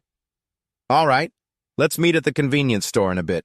He hadn't even taken a few steps before he heard the terrified screams of other students. "Ah! What are we supposed to do? Veli told us we have to give him 50 points by the end of this week. Is there any other way? If you don't want to get chewed out, you just have to hand it over. What do you think, Kai?" Hearing his name, Kai got annoyed. "We'll give it to him fine, but when I reach his level, I'll definitely get it back twofold." Just as he said this, he spotted Quinn. Quinn saw him too, his expression darkening as he glanced at Peter walking ahead, who recognized him as the guy from yesterday. Peter panicked. Isn't that the guy from yesterday? This time he's got friends with him. Even so, Kai, after the beating he took yesterday, was hesitant with fear. The other two students, however, looked at the pair and sneered. What a coincidence running into these two here. They're pretty famous, you know. That's right. They're the only two in our entire year without superpowers, a couple of top-class losers. It's really an eye-opener. The one being taunted didn't seem to notice. He was completely overcome with fear. Quinn, do you think he brought people here to get revenge on us? But he figured the three of them wouldn't dare touch him. No way. If other people found out what happened yesterday, he'd become the one who gets bullied. Then the two students stepped forward to block their path and start trouble. Hey, you two, wait a minute. Peter, blocked, was bewildered and scared. Excuse me, is there a problem? Without another word, the two students bluntly demanded points from them. How about each of you lend us 10 points? We're in a real bind. We know you guys don't have much, so we're being understanding and only borrowing 10 points from each of you. You can surely afford that, right? Hearing these guys wanted to borrow a whole month's worth of his living expenses, Peter quickly refused. 10 points is my entire living allowance for a month. In total, that's all I have enough to exchange for. Quinn, however, didn't give them a pleasant look and questioned them. Do I know you? Why should I give you anything? Kai saw his buddies had gone this far. But he just stood behind them timidly, breaking out in a cold sweat, while the other two guys stubbornly insisted on borrowing the points. I said borrow, don't you understand? Are you not going to listen when I'm asking nicely? Afraid that something bad might happen, he awkwardly rushed to push his two friends away. Hey, just forget it. I just realized we might have enough already.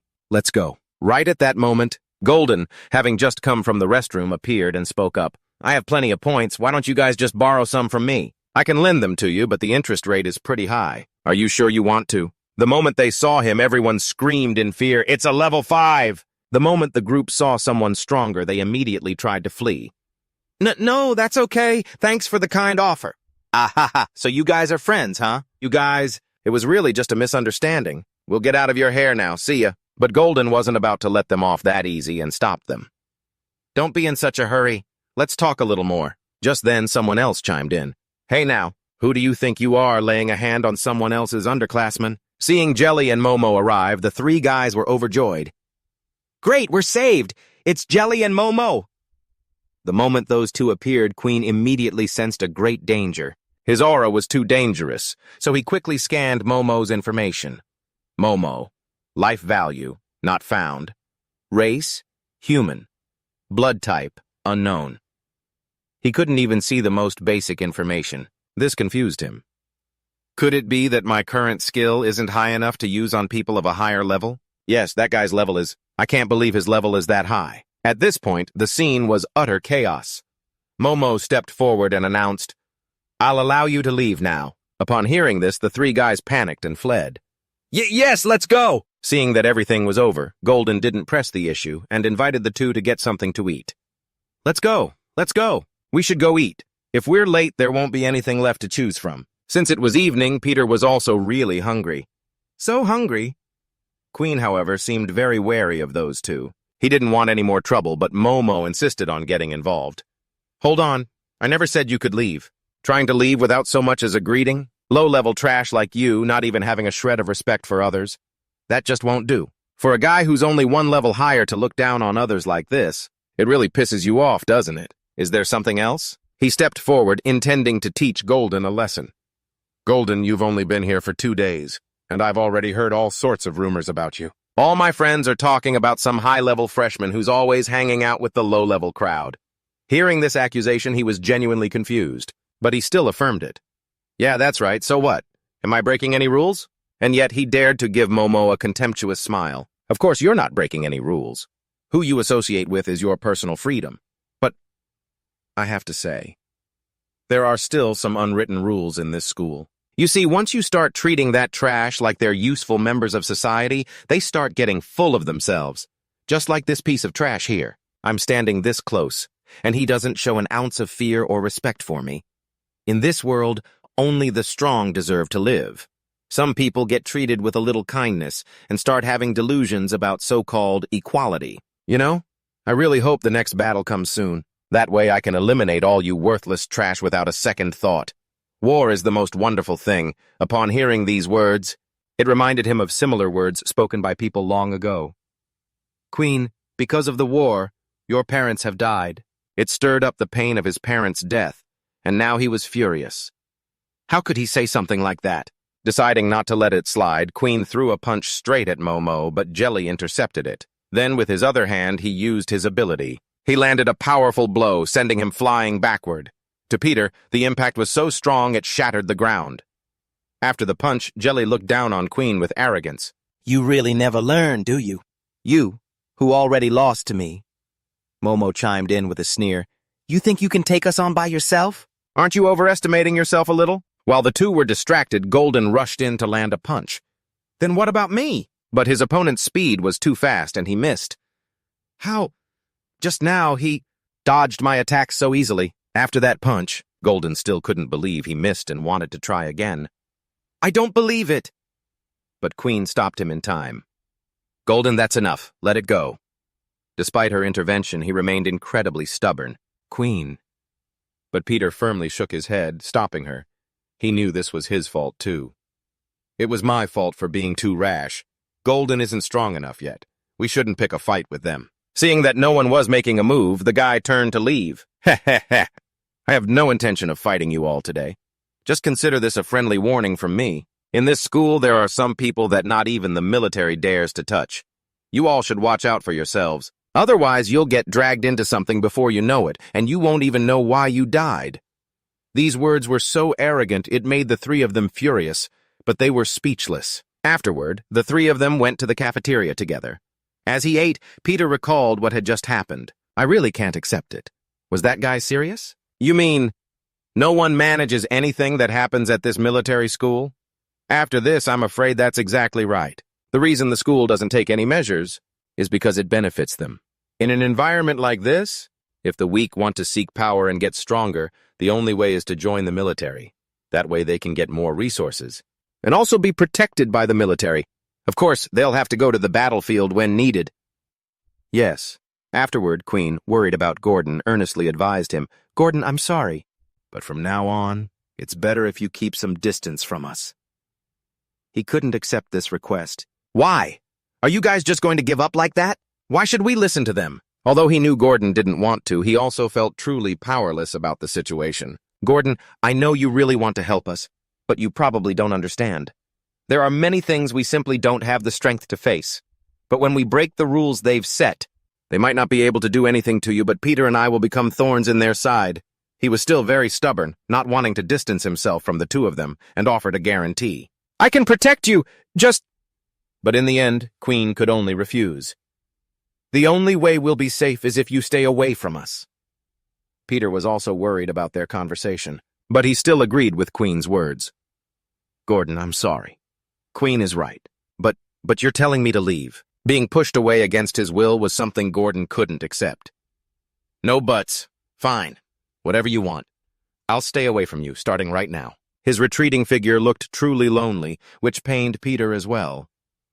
He looks really sad, Queen. Maybe we should have explained it to him more clearly. Though she knew he was hurting, she could only sigh in comfort. It's okay. Maybe this is for the best. Veli, standing in a corner and seeing everything, smiled with satisfaction. Meanwhile, Gordon left the cafeteria alone, frustrated with those two ungrateful people. Look at that. Couldn't do a thing. What a waste of effort. Suddenly, his other personality emerged and retorted, Shut up, you have no idea what I want. And so the first personality turned away helplessly. So what if I know what I want? Didn't it still end up like this? No one will ever understand. But the second personality didn't care about others' opinions.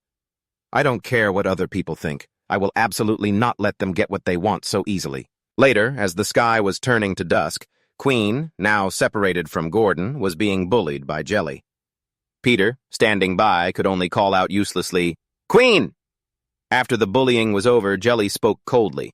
He stole the points the two of them had saved up for a month's worth of food. Such futile resistance. Low ranks are low ranks. It's no surprise you have so few points. Behave yourselves from now on. Don't waste each other's time.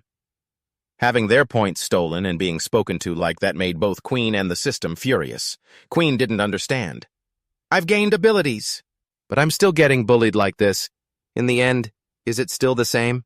Then how is this any different from before? But the weak Peter couldn't fight back either, so he could only endure it. Well, there's still a little money in the account. We can just deposit a few points at a time. It's a bit annoying, but even if we get robbed, we won't lose that much. Queen understood what he was saying, but still couldn't accept it. That may be true, Becca. But these kinds of days... When will they ever end? The system seemed very angry about the recent bullying, so it issued a new mission which confused him. A new mission? System is currently extremely displeased. Issuing the following mission content. Defeat Jellybread. Subquest. Mission reward. Plus 80 experience. Completion, 0%. Suddenly receiving this mission made Queen feel a bit helpless. I have to defeat Jelly? There's no way I can do that right now. He just beat me to a pulp. The system, seeing that he didn't seem very enthusiastic, offered another reward to entice him. High-level power disparity detected. Completing the mission will grant an additional reward. After the mission announcement was complete, the system immediately issued a warning. Your body is in direct sunlight. Status attributes reduced by 50%. Your hunger has increased. He looked at his stats on the bar. My stats are dropping. Although avoiding the sun can improve my body's functions, it's still not enough to close the level gap between me and Jelly. I have to level up and fast. Just like that, the sky quickly grew completely dark, and only then did the two of them return to the dormitory. The moment he saw them return, Golden suddenly stammered, You guys are back? I've been waiting for you for a long time. Having just flatly refused to play with him, seeing him now made him feel awkward. But Peter was completely nonchalant. We're back. Golden, what happened to your face? When asked about the wound on his face, he immediately denied it. Oh, this? It's nothing. Just got into a little scuffle, that's all. Don't worry, I didn't lose. The other guy got it way worse. What about you two? You didn't run into any trouble, did you? When asked about it, he hesitated, wanting to say, Actually, we also... But Queen quickly cut him off. We didn't run into any trouble at all. He and I just went out and had a huge, satisfying meal. We totally pigged out. Hearing that the two had fun, Golden adjusted his clothes and replied cheerfully, Oh, it was that much fun, huh? Make sure to take me with you next time, okay? Meanwhile, Peter whispered, Aren't you going to tell Golden? But he refused. No, let's not. If he found out, he definitely wouldn't let it go. Let's not make him worry. Just after saying he'd eaten his fill, the sound of Queen's stomach rumbling made the atmosphere dead silent. So he got a bit embarrassed and tried to cover. Ha ha ha. You know how it is. The more expensive the food, the smaller the portions. It's normal not to get full. Besides, I digest things quickly. Hearing that excuse, he seemed to find it plausible. That's true. Let's go buy some more food at the convenience store. It's close by anyway. And with that, he transferred 10 points to Queen, startling him. Huh? For me? That's too much. I feel bad. But Golden was insistent, speaking from the heart. Don't refuse. Just consider it a thank you for this afternoon. I'm the type of person who can be a little stubborn sometimes, so I hope you guys will bear with me more in the future. But at this request, he finally let out a sigh of relief. All right, thanks. After that, Queen headed to the convenience store. Thank you for shopping with us. While inside, he suddenly overheard the two thugs from that afternoon chatting. Man, I was seriously scared shitless today. Did you see the look in Mac's eyes? Lucky he didn't get mad at us. Shh, keep your voice down. Hearing that voice, Queen immediately recognized it. Aren't these the two from earlier today? Seeing that it was them, he focused on their conversation. Veli already told us to hurry up and gather enough points. Otherwise, even he won't be able to protect us. That CAI guy is pretty reckless. To think he'd try to gather points all by himself. I know, right? I mean, if you don't borrow from others, who could stand grinding like this every single time? Just then, Queen noticed a system quest. A quest, huh? Perfect timing. Defeating those two won't be a problem, it's just... Charging straight in like this will attract too much attention, unless... Then, his eyes fell on the masks displayed on a shelf. As the thug left the convenience store, Queen followed him. It seemed the thug's sixth sense tingled, feeling he was being followed. The hair on the back of his neck stood up, and he spun around to see who it was. Who's there? Come on out! Stop messing around and trying to scare me! But when he saw no one, the thug sighed in relief.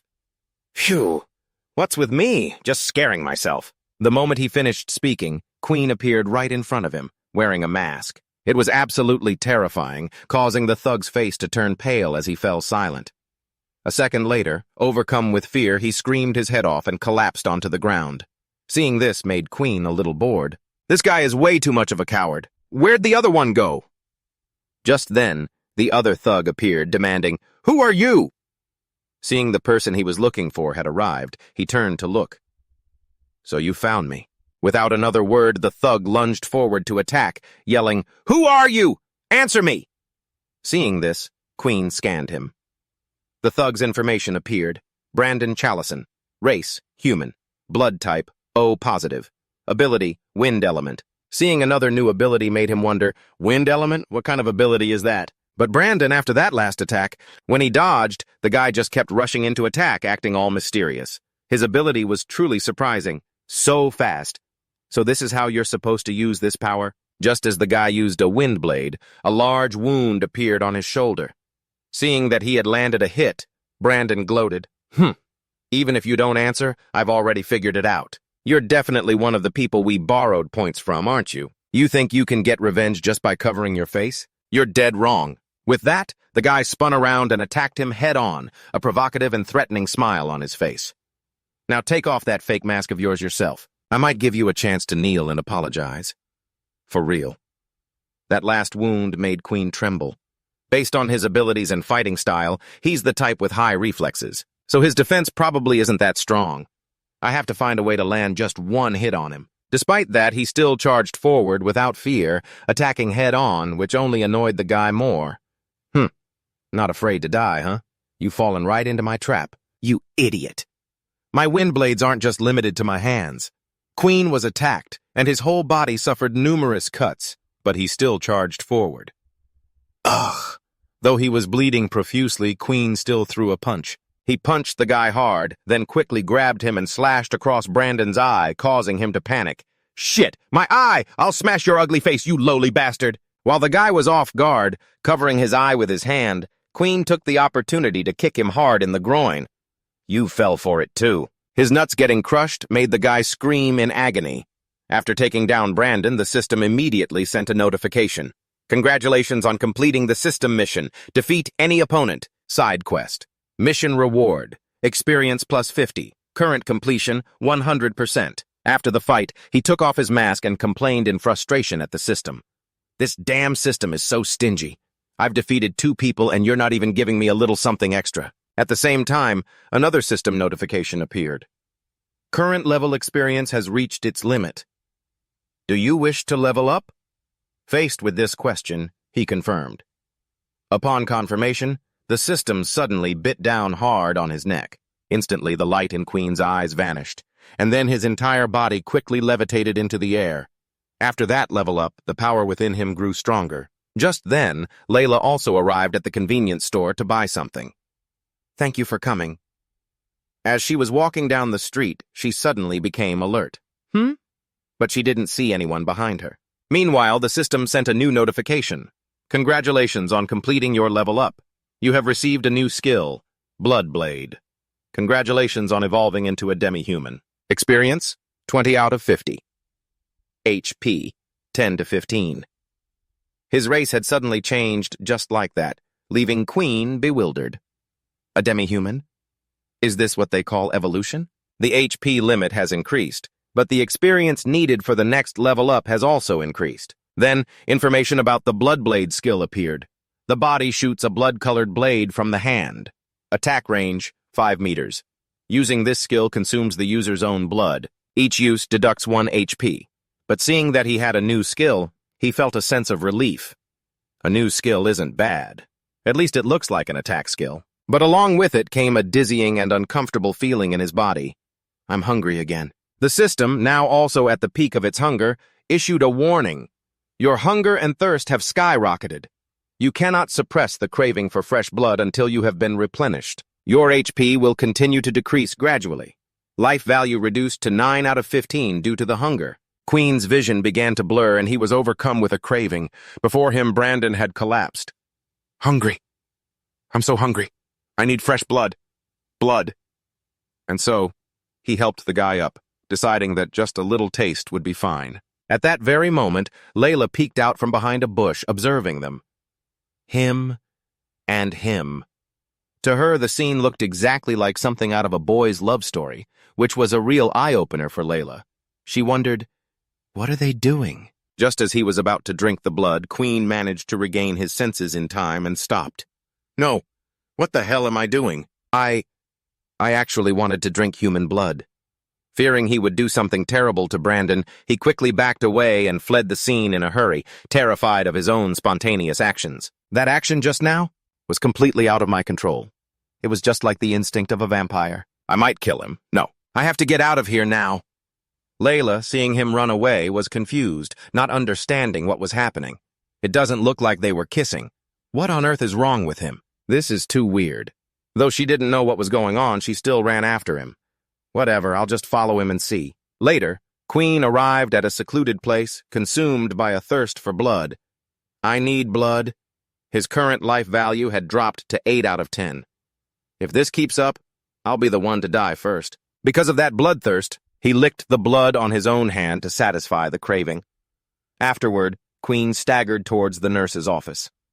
Layla, who had been following him, wondered why he was going to the nurse's office alone at night like this. So she thought, is he hurt? Does he need treatment? She peeked through the doorway, watching Quinn's actions with growing confusion. What is he looking for? He, on the other hand, didn't notice her and was frantically rummaging for something. Nothing. Nothing. There's nothing. His condition had become critical, causing his whole body to sway. This is bad. I can't hold on any longer. Seeing him collapse like that, Layla rushed over to catch him out of concern. Be careful. Then she asked with concern, what's wrong? Are you sick? She couldn't understand why he was so hot and panting like this. What's going on? His body is so hot, it's like he's on fire, as his consciousness slowly faded away. And just like that, he couldn't control his bloodlust any longer. He apologized first, then bit down hard on Layla's neck to drink her blood, causing her whole body to tremble uncontrollably as she tried to stop him. Wait, what are you doing? Despite her struggles, he wouldn't let go. Savoring the taste of blood for the first time, Quinn couldn't hold back. He marveled to himself, I never knew blood could be this sweet. When he came back to his senses, he saw that Layla had lost consciousness from the blood loss. The horrifying situation made him panic and scramble backward. It's her. I drank her blood. Seeing that he had drunk blood and sated his thirst, the system announced, your hunger has been reduced. Life force recovering. Seeing Layla lying on the ground made Quinn suspicious. Could she be dead? Worried that something had happened to her because of him, he shook her. Hey, are you okay? Can you hear me? Realizing she could still respond made him feel much better. That's great. It looks like it's not life-threatening. After placing Layla on the bed, he quickly went to find a doctor. You just lie still here. I'm going to find a doctor right now. The moment he left the infirmary, Quinn rushed off. Doctor, doctor, someone's fainted in here! Some time passed, and Layla finally opened her eyes. The first person she saw was Dr. Haley. Oh, you're awake. It looks like nothing is seriously wrong. You're just a little anemic. All right, I'll prescribe you some tonics. Remember to take them on time. If you feel unwell, come and find me immediately. Upon receiving these instructions, she felt a little uneasy. Thank you. Did I faint? Haley confirmed with certainty. Yes, you did. It's a good thing your young boyfriend was here. He was worried sick just a moment ago. He barged straight into the teacher's dorm to find me. It was totally frantic. Hearing that she suddenly had a boyfriend left Layla confused. Young boyfriend? Noticing Layla's bewildered expression, Haley was also confused. That male student with the slightly wavy hair, isn't he your boyfriend? I mean, seeing how worried he was, I just assumed he had to be. As soon as she heard that, she frantically denied it. No, that's not it. He's just a classmate. Where is he now? Hearing Quinn's name mentioned, Haley recalled. Oh, him? I told him it was nothing serious, so I had him go on ahead. Hearing that he wasn't there, she subconsciously touched her neck, her cheeks blushing red. Nothing serious? That's strange. I remember him biting me, and besides, could it be that he's a... From these deductions, she came to one conclusion.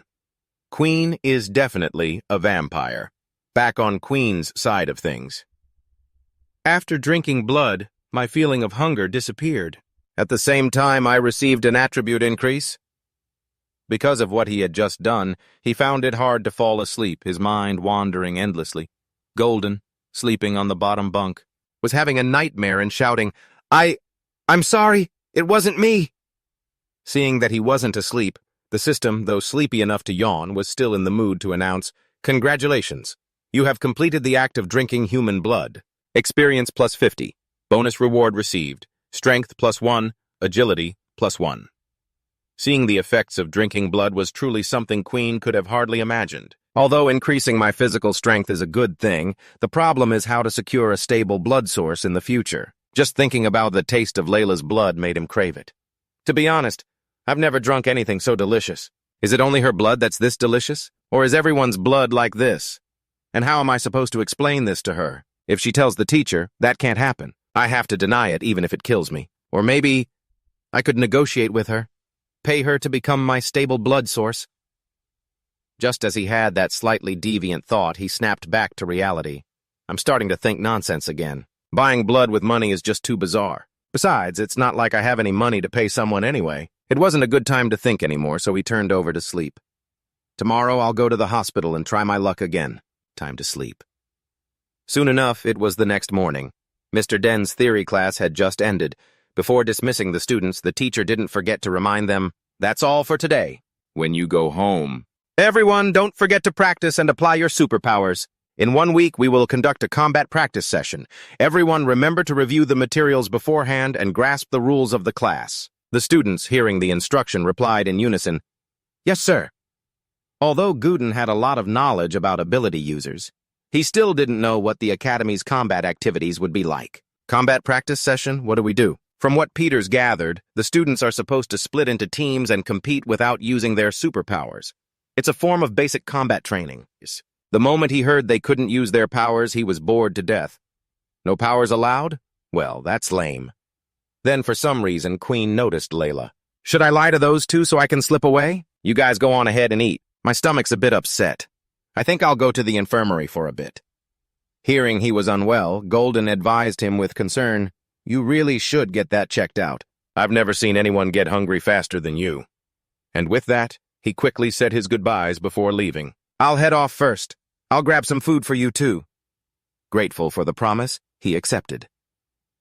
At that same moment, Layla, who had been watching him, began to follow. Meanwhile, I'm off to find the blood plasma stored in the Academy's infirmary. My head was so fuzzy yesterday, I must have looked in the wrong place. Something like blood plasma needs to be refrigerated, so it must be kept in cold storage. I'll try my luck at the research lab. Freshly drawn plasma would definitely need to be kept at a low temperature. Just as he was about to head for the cold storage, an arm shot out, grabbing Quinn by the collar and yanking him away. Come here, we need to talk. Being dragged away so suddenly startled him. Who? She shoved him into a corner to question him about what happened between them yesterday. Spill it. What did you do to me yesterday? As soon as she mentioned yesterday, he feigned ignorance. Huh? Yesterday? I don't think we met, did we? But Layla wasn't letting him off the hook. Stop playing dumb. You bit me in the infirmary yesterday. Cornered, he could only stammer out an excuse. That was all a misunderstanding. I had a fever yesterday, so I was a bit out of it. She knew that what he had yesterday was definitely not a fever. A fever? Out of it? Are you kidding me? You didn't just bite me, you drank my blood. Unbelievable. To think there's someone like you at this academy. Faced with such a direct accusation, he had no more excuses, so he had no choice but to admit it. Fine. Since you already know everything, then there's nothing left for me to say. But I have my reasons. The more she heard his pathetic excuses, the angrier she got, and she cut him off. Save your nonsense. After what you did, you wouldn't want anyone else to find out, right? Faced with this threat, Quinn had no choice but to compromise. What do you want? Seeing that he was now completely compliant, Layla immediately broke into a wicked grin. Don't be so tense. My lips are sealed. As long as you agree to do one thing for me. Seeing that look on her face, he began to panic. What is it? Immediately after, she looked at him, her eyes sparkling with anticipation as she begged, Please, turn me into a vampire. Hearing such an unexpected request left him completely dumbfounded. It was so unbelievable that Quinn had to ask again just to make sure he heard her right. You... what? Without changing her mind, she repeated her request once more. Please, turn me into a vampire. This was a request Quinn had never anticipated, so he tried to stop her. Wait, hold on, are you being serious? But Layla seemed utterly captivated by the idea, so she assured him, of course I am. Do you have any idea how excited I am right now? As she spoke, she explained just why she wanted to become a vampire so desperately. My dad's a writer, and thanks to him, I've been reading all kinds of fantasy novels since I was little. And my absolute favorite type of creature is the vampire. They're strong, mysterious, ageless, and immortal. It's just so cool. I've dreamed of becoming a vampire my whole life. I can't believe I finally met a real one. Hearing her reason, Quinn was left completely speechless. Oh, for crying out loud. And so he had no choice but to tell Layla the truth. Okay, you need to calm down a little. I'm afraid I'm going to disappoint you. His sudden talk of disappointment startled her. What do you mean by that? He honestly explained that he wasn't fully capable of turning others into a vampire like him. I don't have the power to turn other people into vampires. The reason I am what I am is because of a skill book. You know what that means, don't you? The truth was a crushing blow to Layla's dream. How is that possible? You gave me hope just to take it all away. Seeing how utterly devastated she was, Quinn let out a dry laugh. Ha, ha. Everyone can only have one superpower in their lifetime. Plus, once the gene is integrated, your body undergoes a mutation. It's irreversible, so you can't just pick a new power. Devastated, Layla began to sob. Her words choked. Then why? Why did you hide it? You let me believe I'd actually met a real vampire. Seeing her crestfallen look, Quinn sat down and explained with a slight chuckle. I bet you've never heard of a power that requires drinking blood to level up, have you? If the army ever found out about it, I'll definitely have to face endless interrogations, not to mention I still don't understand much about this ability myself. Even if you ask me now, I can't explain it clearly. Upon hearing this, Layla's mood changed again, just like a little kitten. So you're not even sure yourself if there's a way to turn someone else into a vampire later on? A vampire or not, right? The fact that her focus suddenly became so unusual left him speechless. If she was that determined to think that way, well, he couldn't say she was wrong. And so, because of her desire to become a vampire, Layla generously offered her blood to him. Well then, all right. I can help you enhance your ability. You need a source of blood, right? I don't need anything else in return. Just, if you have the chance later on, please turn me into a real vampire. Her way of thinking was just too surprising. How does this girl's brain work so differently from everyone else's? Under Layla's relentless pleading, Quinn could only accept on the condition that it was possible. I can't promise you anything, but if it's possible, I'll try. But you have to continue to keep my secret, okay? Hearing this condition, she got very excited, grabbed his arm, and agreed, no problem. Being held like that made him all flustered. Hey, let go! Just then, Peter came running from out of nowhere, calling for Quinn. Seeing his urgent expression made him even more confused. Peter, what's wrong? Why do you look so rushed? The moment she saw Peter's face, Layla suddenly remembered. Oh, it's that friend of yours without any powers, isn't it? He didn't have time for pleasantries and worriedly announced, Gordon's in trouble. After that, Quinn quickly ran to where Gordon was. As soon as he reached the door, he immediately asked about the situation. Gordon, are you okay? Inside, Gordon was covered in blood, but he had already taken down all of his opponents. Seeing the blood of the other students splattered on the ground, the bloodlust inside Quinn instantly awakened. But thankfully, Peter's shout quickly suppressed that bloodlust. Gordon, did you beat them all by yourself? Gordon saw the two of them arrive, but just stared without saying a word, then quickly walked past them and left. Ignoring Quinn's questions, Gordon, did those guys come after you because of me and Peter? It seemed he didn't want to get them involved, so he quickly created distance. Don't come near me. Everyone will be fine. The amount of blood on Gordon made Layla worriedly insist. Oh my God, you're bleeding so much! You need to get to the infirmary right away!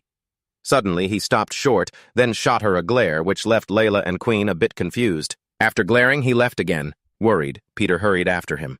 Gordon, where are you going? But he was met with Gordon's cold request. Please, stop bothering me. After that, no one followed Gordon, and they all left together. The last time I met him, he was fine. He seems so strange now. Why did he change so suddenly? What happened before this? But it seemed Peter didn't know what was going on either. I don't know either. At first, Gordon even said he'd practice combat training with me. But halfway through, some upperclassmen took him away. So I went to find you right away. Who would have thought that when I came back he'd end up like this? Hearing this, Quinn thought for a moment. Could it be that the upperclassman said something that provoked him? Suddenly, Peter stopped talking about Gordon and changed the subject to Layla. By the way, who's the girl next to you? When asked, he quickly explained, Oh, I just ran into her. Layla's pretty enthusiastic, so... But she was faster, hugging his arm tightly and inviting him. I was just asking if you want to go eat together. Want to go with just me? On a date. A date! Hearing the word date, Peter tactfully decided to leave so as not to bother them. No, it's fine. I'll go look for Gordon again. Enjoy your meal. I get it. Knowing he had misunderstood, Quinn quickly tried to stop him. Hey, why are you being so sudden? He then quickly pulled his arm away from Layla. She didn't pay much mind to these things. She just said, Oh, don't worry about that. I still have a lot of questions for you, and it's inconvenient with other people around. And so she stubbornly clung to him, refusing to let go. Let's go, my treat! Quinn really didn't seem to like this and kept struggling. Let me go, I have something important to do. But she stubbornly refused. Stop talking! There's nothing more important than eating. After that, the two of them went to the infirmary together. Worried that Layla wouldn't be able to handle it when he drank her blood, he asked her one more time, Are you sure you can do this? She showed no fear and assured him, I'm sure. Go ahead, don't be shy. Unexpectedly, Layla even proactively offered her neck for him to bite. Just be gentle, okay? Seeing the pose she was making, Quinn asked, What are you doing? Realizing her gaffe, she became embarrassed and then explained, Well, that's how you bit me yesterday. But it seemed he really didn't want to do it like that. I already told you, I wasn't in my right mind then. I was so hungry I was about to pass out. When I'm sane, I would never bite someone like that. It's just so unhygienic. Being called unhygienic makes Layla unhappy, haha. Are you saying I'm dirty? Misunderstood, he became flustered and took the blame himself. No, that's not it. What if I hadn't brushed my teeth properly? Who knows, right? Your wound isn't infected, is it? So, as he was drawing her blood, she suddenly screamed in pain. Ow, a little gentler. That's right on the vein. Hearing her scream made him antsy, and he quickly demanded, Be quiet for a second. Don't move. I'm new at this. It'll be in right away. And so after a bit of trial and error, he finally got the hang of it. Phew, success. Finding the blood-drawing process too troublesome, Layla proactively suggested, It would be better if you just bit me. But he gave another reason not to do that. It's not the same. This way I can store some for emergencies. Hearing that line of thinking, and she saw him in a new light. You're actually quite thoughtful. Faced with this compliment, Quinn didn't act modest at all and admitted, It's the wisdom of the poor. Hearing that he was poor, Layla immediately had an idea. If you're really short on cash, you could sell that ability book. An unregistered ability book is enough to ensure you'll live comfortably for the rest of your life. But even if he wanted to, he couldn't possibly do that. I'd like to, but the truth is, the book disappeared the moment I opened it. I can't share it. It merged with my body. I don't know if you understand what I'm saying. This was the first time she had ever heard of something like this. She couldn't believe it. Merged with your body? Something like that can happen? Though surprised, Layla understood that such things were possible in this world of ability users. But in truth, many secrets about superpowers have yet to be revealed. How on earth did the original ability users turn their powers into ability books? No one really knows.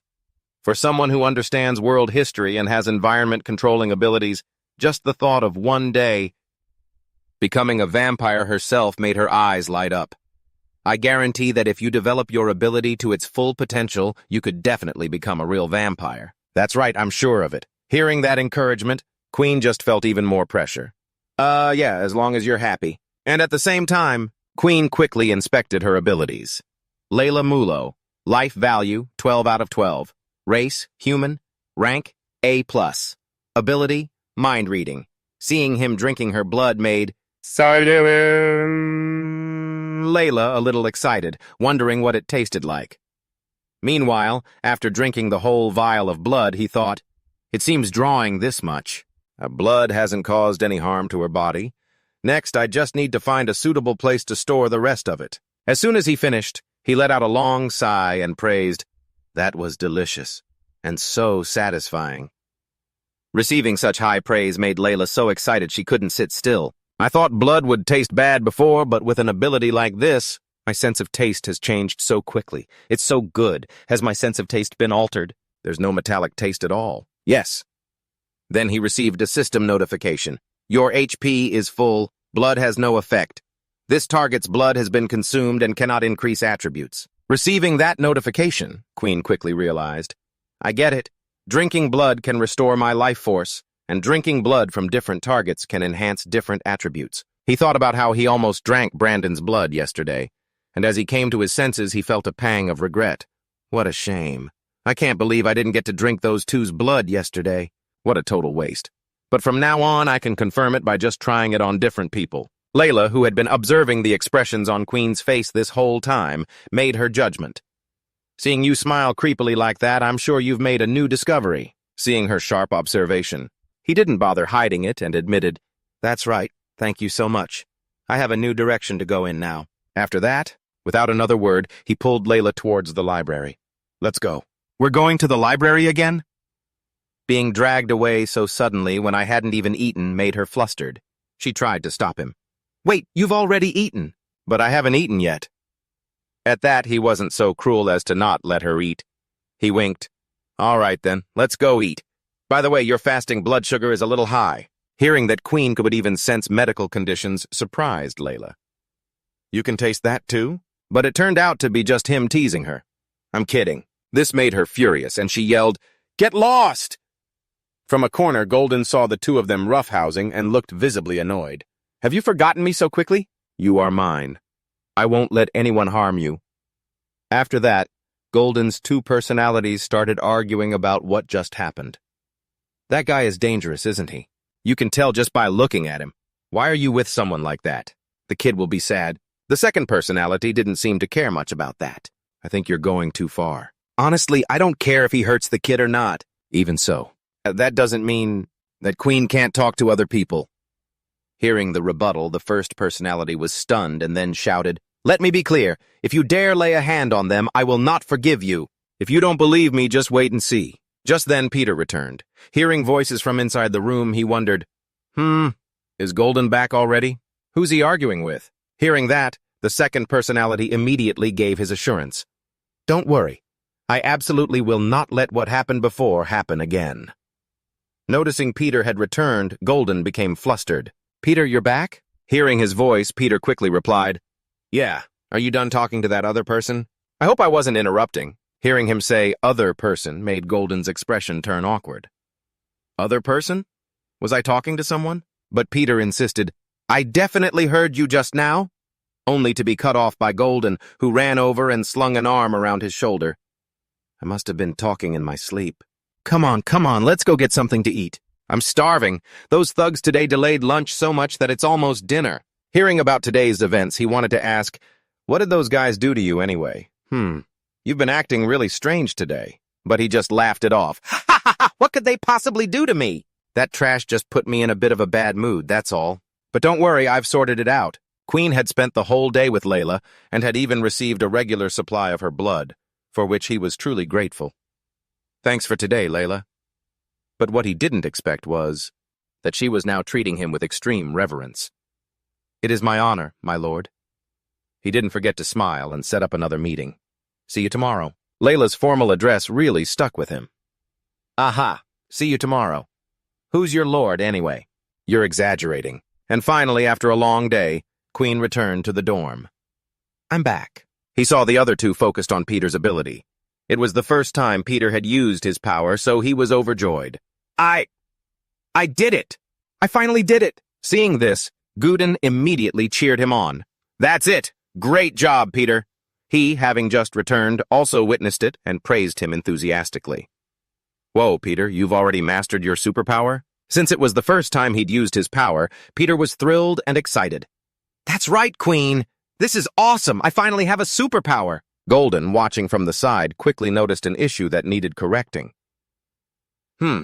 The only problem is that carrying a lump of mud around is probably a bit weird. So he quickly went over to give some guidance. Try this. Gather all your superpower into one spot.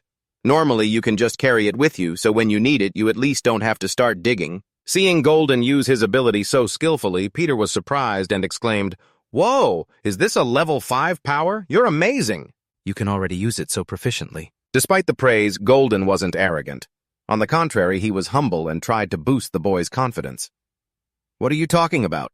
You can do it easily, too. You just need a little practice. Quinn, remembering the events of the afternoon, approached Golden to check on him. Are you still okay? Peter and I were both really worried about you. Hearing their concern, he assured them, I just get easily swayed by other people's emotions sometimes, my friend. You'll get used to it. Don't worry, I'm fine. Yeah, but that's not what I wanted to talk about. It wasn't about that. The thing I wanted to ask was, Peter suddenly cut him off. That reminds me, Quinn, I still haven't asked you. Are you in love? Hearing this, Guden immediately jumped in, eager for the gossip. Ooh, what's this about? Being misunderstood like that made him panic. Huh? So he mentioned Layla. It's that girl from this afternoon. She seemed really close with you. Hearing that his friend might have a girlfriend, Guden feigned jealousy. You little punk, how dare you secretly get a girlfriend behind our backs? But Quinn denied it without a moment's hesitation. That's not it. Layla the student is just... As he was about to explain their relationship, he suddenly remembered Layla calling him master and began to blush and stammer. She's just... He wondered if their relationship was really that of a master and servant. But how could he let anyone else know? He'd be judged to death, so he lied. We're just normal classmates. I'm having her teach me how to use beast gear weapons. That's it. Ha ha. Hearing that their relationship wasn't romantic, Peter believed him. Oh, so that's what it was. So you've decided to join the beast gear team then? Hearing the term beast gear team confused him, based on what he had researched. He then shared some information. That's right, it's for the practical combat class. You still haven't read the materials? We're split into this bare-handed group and the beast gear group. Everyone can choose whether or not to fight using beast gear weapons depending on their preference. Guden also chimed in to help him understand. In situations where our abilities are restricted, the bare-handed group mainly competes on physical prowess, while the beast gear group focuses more on weapon choice and skill. As long as you can leverage your weapon's advantages, even a low-level person can potentially beat a high-level one. The more they talked, the sadder Peter became, since he was still at level 1. Sob, at my current level, I should probably just stick to the bare-handed group. I just hope my opponent doesn't go too hard on me. Guden offered without hesitation. I'll join the bare-handed group with you then. That way we can support each other. Seeing that Guden would join him, he agreed. But that means Quinn will be all alone. He got teased again. He's still got that other classmate to take care of him, you know. Being teased like this left him a bit speechless. Hey, don't worry about me, you two. I'll be fine. They still don't know the truth about my abilities. I guess I'll have to find a chance to explain, but still, beast gear weapons doesn't sound too bad. Soon, the day of the practical class arrived. Seeing that all the students were present, Teacher Den began to give instructions. Today, your first task is to choose a weapon. When you lose your superpowers, a weapon will be the only thing you can rely on. A student below quickly predicted what the teacher would say next. Your bare hands are the only things you can rely on. I bet the bare-handed group is getting the exact same speech. Even Kai, standing beside him, acknowledged it. Yeah, so what happens if we lose our weapons, too? As the two were chatting, someone zipped past them, startling them both. The beast gear weapons instructor, Teacher Leo, appeared from behind, holding a sword to both their necks and demanding, Then you can just go die. Layla saw Quinn and became curious about his two roommates. Aren't your two roommates with you? When asked about his two friends, he replied, they went to the bare-handed group. Hearing that it was just the two of them made her happy. Oh, that's great. Now we can go together without anyone bothering us. Then she saw someone, and her mood instantly soured. Tisk, why is she here too? Hearing Layla, he turned to look. Who? He glanced over and saw Aylin standing out in the crowd and immediately remembered. Oh, it's classmate Aylin, the one who beat you last time. I can't believe she's interested in beast gear weapons too. Layla, who had lost badly last time, was now determined to win. If I face her again this time, I absolutely will not lose. Teacher Leo didn't say much else to the students, instead gesturing toward the weapons. Now go and choose your own weapons. Each of you may only choose one. I must remind you to properly assess the weight, durability, attack range, and other factors to find the one most suitable for you. After that, the students began to approach and select their weapons, but Quinn carefully scouted the weapons on the racks first. This skill of his allowed him to see the weapon's basic parameters. He was very pleased. This skill is so convenient. I can visually see the weapon's effect on my base stats. Suddenly he noticed something. These are gauntlets. What Quinn noticed were the Blackhorn gauntlets, a beginner beast weapon. Strength +3, agility +0, stamina +0, defense +2. This weapon is compatible with the Bloodblade skill when equipped. Bloodblade will gain an additional 5% damage. Seeing the stats and the skill on these gauntlets, it's really something to consider. It increases my base stats and enhances my attack skill. This weapon was practically made for me, and so he picked them up, deciding to take them. Just as he took the gauntlets, Teacher Leo came over to advise him. "Young man," he said, "I'd recommend you choose an easier piece of equipment to use." The out-of-the-blue advice confused him. Huh? Why is that? Teacher Leo didn't criticize, but patiently explained, "Gauntlets are certainly sturdier than other weapons to a degree and can be used for defense, but their attack range is very short. That means when facing an enemy's sword or blade, you'll have to brave the danger up close to deal any damage." Even after the teacher had explained all that, Quinn still felt it suited him and stubbornly insisted, "It's fine, I want to give it a try." Teacher Leo couldn't sway his decision and could only shake his head and walk away. What a strange decision. After the students had chosen their weapons, the teacher called out, "All right, everyone quiet down. Those who have chosen a weapon gather over here. Who wants to be the first to step onto the stage?" Without a word, Aylin raised her hand to volunteer. "I will." Her proactiveness, combined with her ability and beauty, left the other students captivated and whispering amongst themselves. "Whoa, the goddess wants to go first. You wanted to ask her out, right? This is your chance. Getting hit by the goddess would be an honor. The sweet smell comes before the slap, right? Get lost, you pervert!" Teacher Leo was very pleased with her initiative, so he wanted one more person. "Excellent! We have a volunteer. Now who wants to—" Immediately, a crowd of male students volunteered. "I do." Seeing so many people eager to go up made the teacher feel a bit helpless. He picked out the one who looked the strongest in the crowd. "All right, you, the big guy. It's your turn." Hearing the teacher call him, Lupu cheerfully stepped forward. "Humph." Then he spoke very arrogantly. "Hey, Aylin, I've heard your name. Among the freshmen, you're pretty decent. But with a small frame like yours, you can't possibly beat me." Faced with such disdain, Aylin didn't say much, wanting to prove herself with her ability. The guy saw she was ready and charged forward with a crazed look on his face. As Lupu swung down, Aylin quickly parried with her sword. Then, with incredible speed, she appeared right behind him, brought her sword to his neck, and the match was decided. "You talk too much." Seeing no way to counter, Lupu could only concede. I give up." Quinn, watching from below, had observed the entire match. He made his assessment. Aylin's ability at this level is truly in a different league from others. There wasn't a single wasted movement. Her fighting process could be called extremely fluid and refined. The other students were also completely stunned. Huh? It's over? She's so strong. But Layla was still very jealous. She couldn't accept that Aylin was better than her. I could easily handle an opponent of that caliber. Why is she showing off? After watching the match, Teacher Leo spoke loudly. "All right, not a bad performance. Next, I'd like everyone to check their wristbands. It will automatically pair you with an opponent of a similar skill level. Once you've found your opponent, you may begin sparring freely. I will be watching from the side. I hope you all fight appropriately. Please don't let any serious injuries occur." And his combat opponent was Faye, level 3. He never expected to be paired with a level 3 opponent, which startled him. A level 3 ability user. I can now fight someone at this level. Meanwhile, Faye saw that he had to fight a level 1 and was incredibly annoyed. Ha ha ha, a level 1 ability user? It seemed his friends couldn't believe it either. Are you kidding, Faye? Later. You'll only be playing with people who have no abilities. Ha ha ha ha! Being mocked like that made him even more irritated. Go play somewhere else. This is so annoying. The matchmaking system must be broken. But as Faye left to find his opponent, his two friends continued to jeer. I'm not so sure. Look here. Lupu and I both got paired with level 3 opponents. Yeah, that's right. You should really think about that. Hearing this, Faye walked away. I'm sick of this. I can't be bothered with you guys. His friends seemed to be looking forward to it.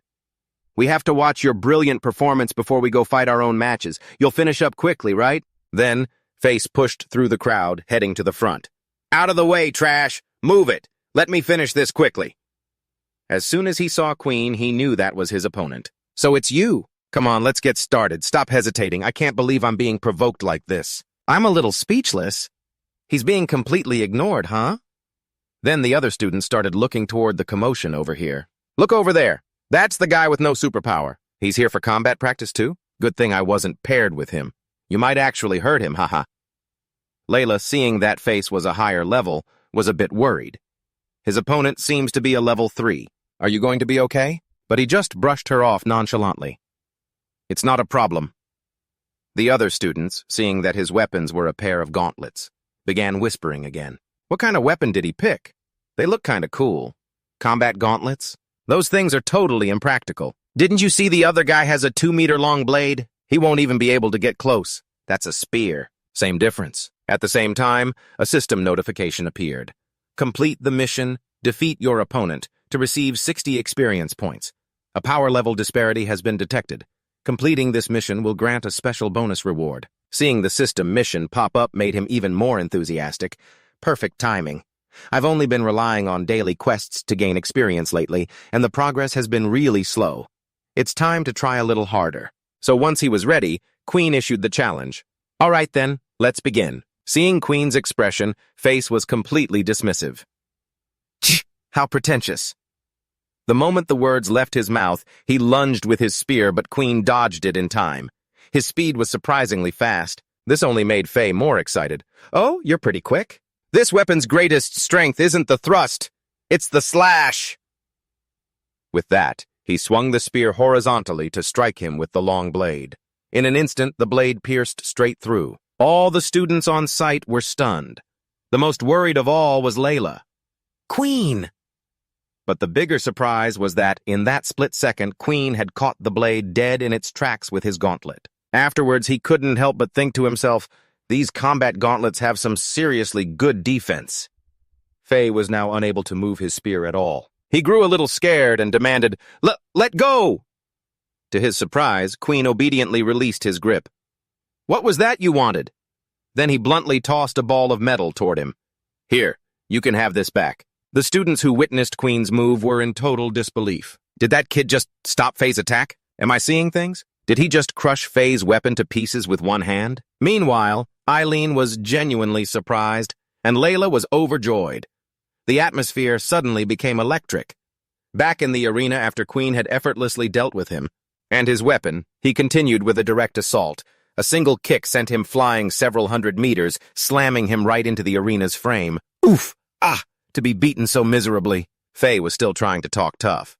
Cough, cough. Not bad, kid. You've successfully managed to piss me off. But at that moment, Teacher Leo intervened. Stop the match! This is over! The winner is Quintaron! Hearing the result, Faye couldn't accept it. What? How can he be the winner? There was obviously something wrong with my weapon. In response to his protest, Teacher Leo confirmed, there is nothing wrong with the weapon. All of them passed standard inspection. He simply used his weapon better than you did. 2 other students still couldn't believe it. No way, how could it break that easily? Yeah, he must have cheated. He had to have used some kind of trick for him to be so confident.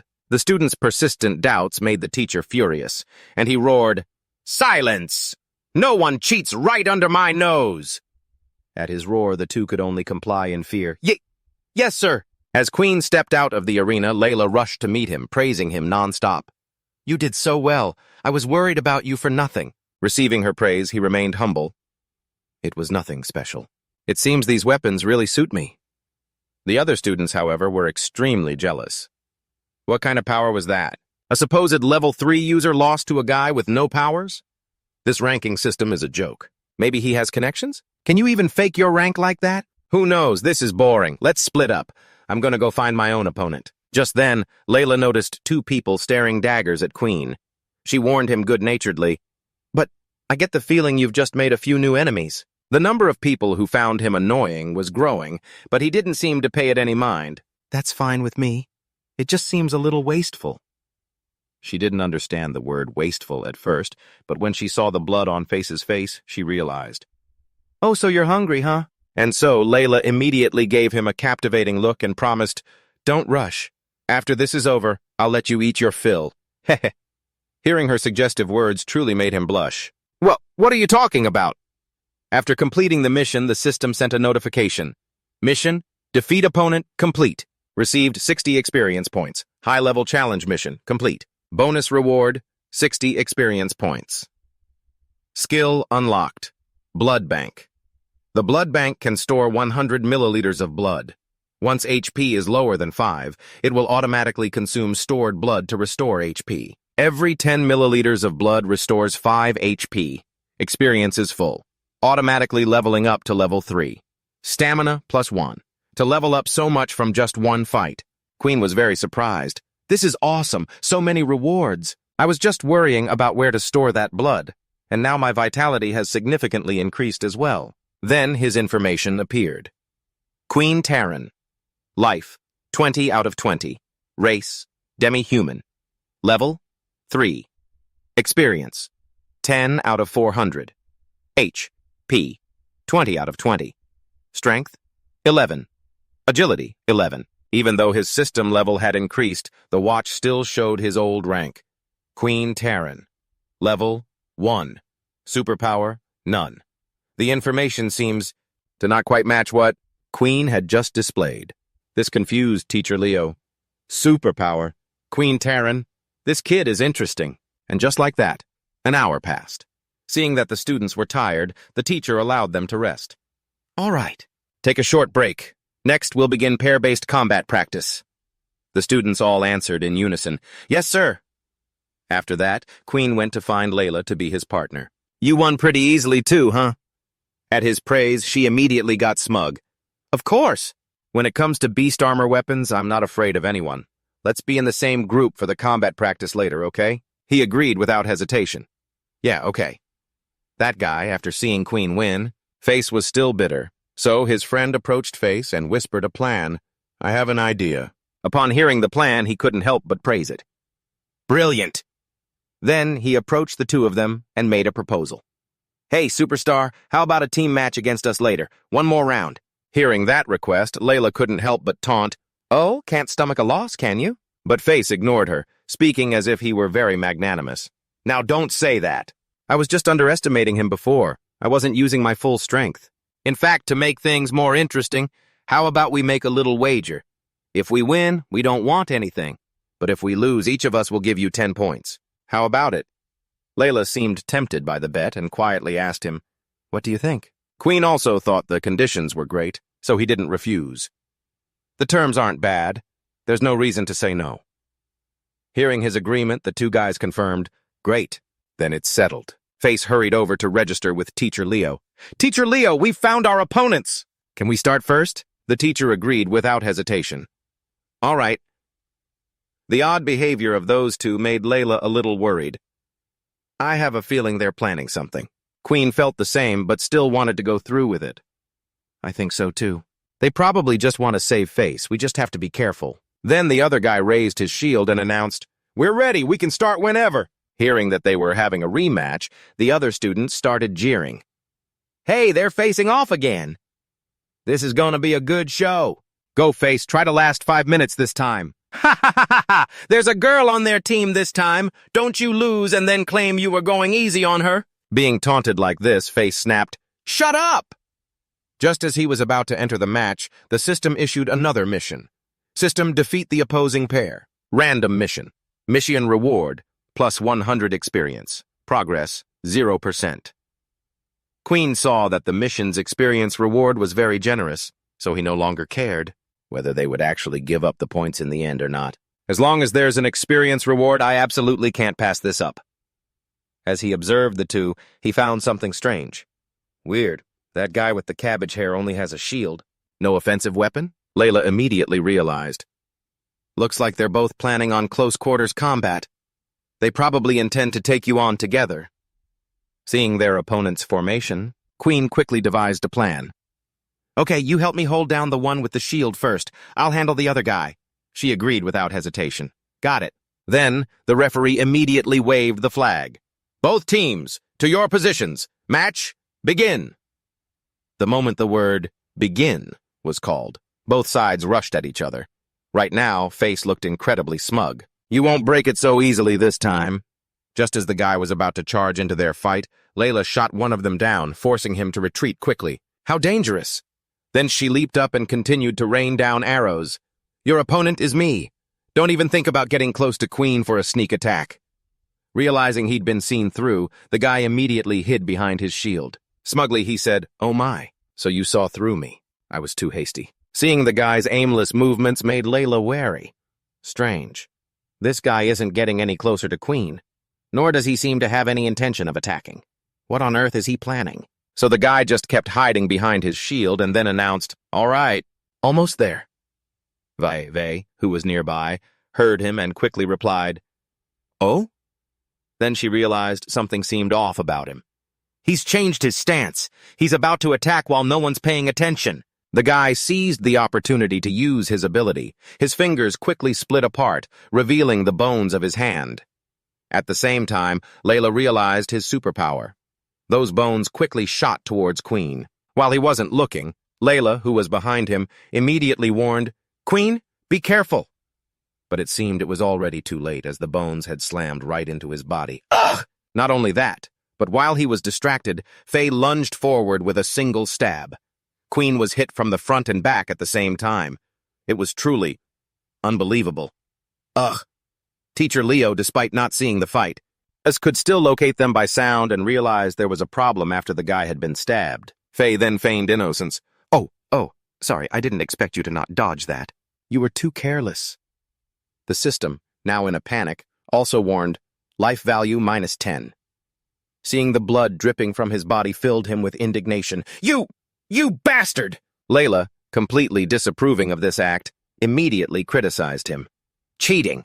It was clearly stated before the match that superpowers were not allowed. Even though she pointed it out so clearly, the guy kept denying it.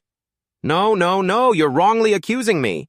I'm just using my bones as a weapon, that's all. Surely you don't expect me to fight you with just the shield in my hand, do you? That would be too unfair." Teacher Leo was now furious about this, so he ordered, "Put down your shield and get out of my class." Seeing that the punishment was just being kicked out of class, the guy was relieved. All right. Perhaps I misunderstood a bit. The other students also whispered amongst themselves, criticizing him. That was just ugly. Who cares? This is what extreme combat is like. You can't ask your opponent to play by the rules. Layla, afraid something had happened to him, ran over to check. Quinn, are you okay? Are you badly hurt?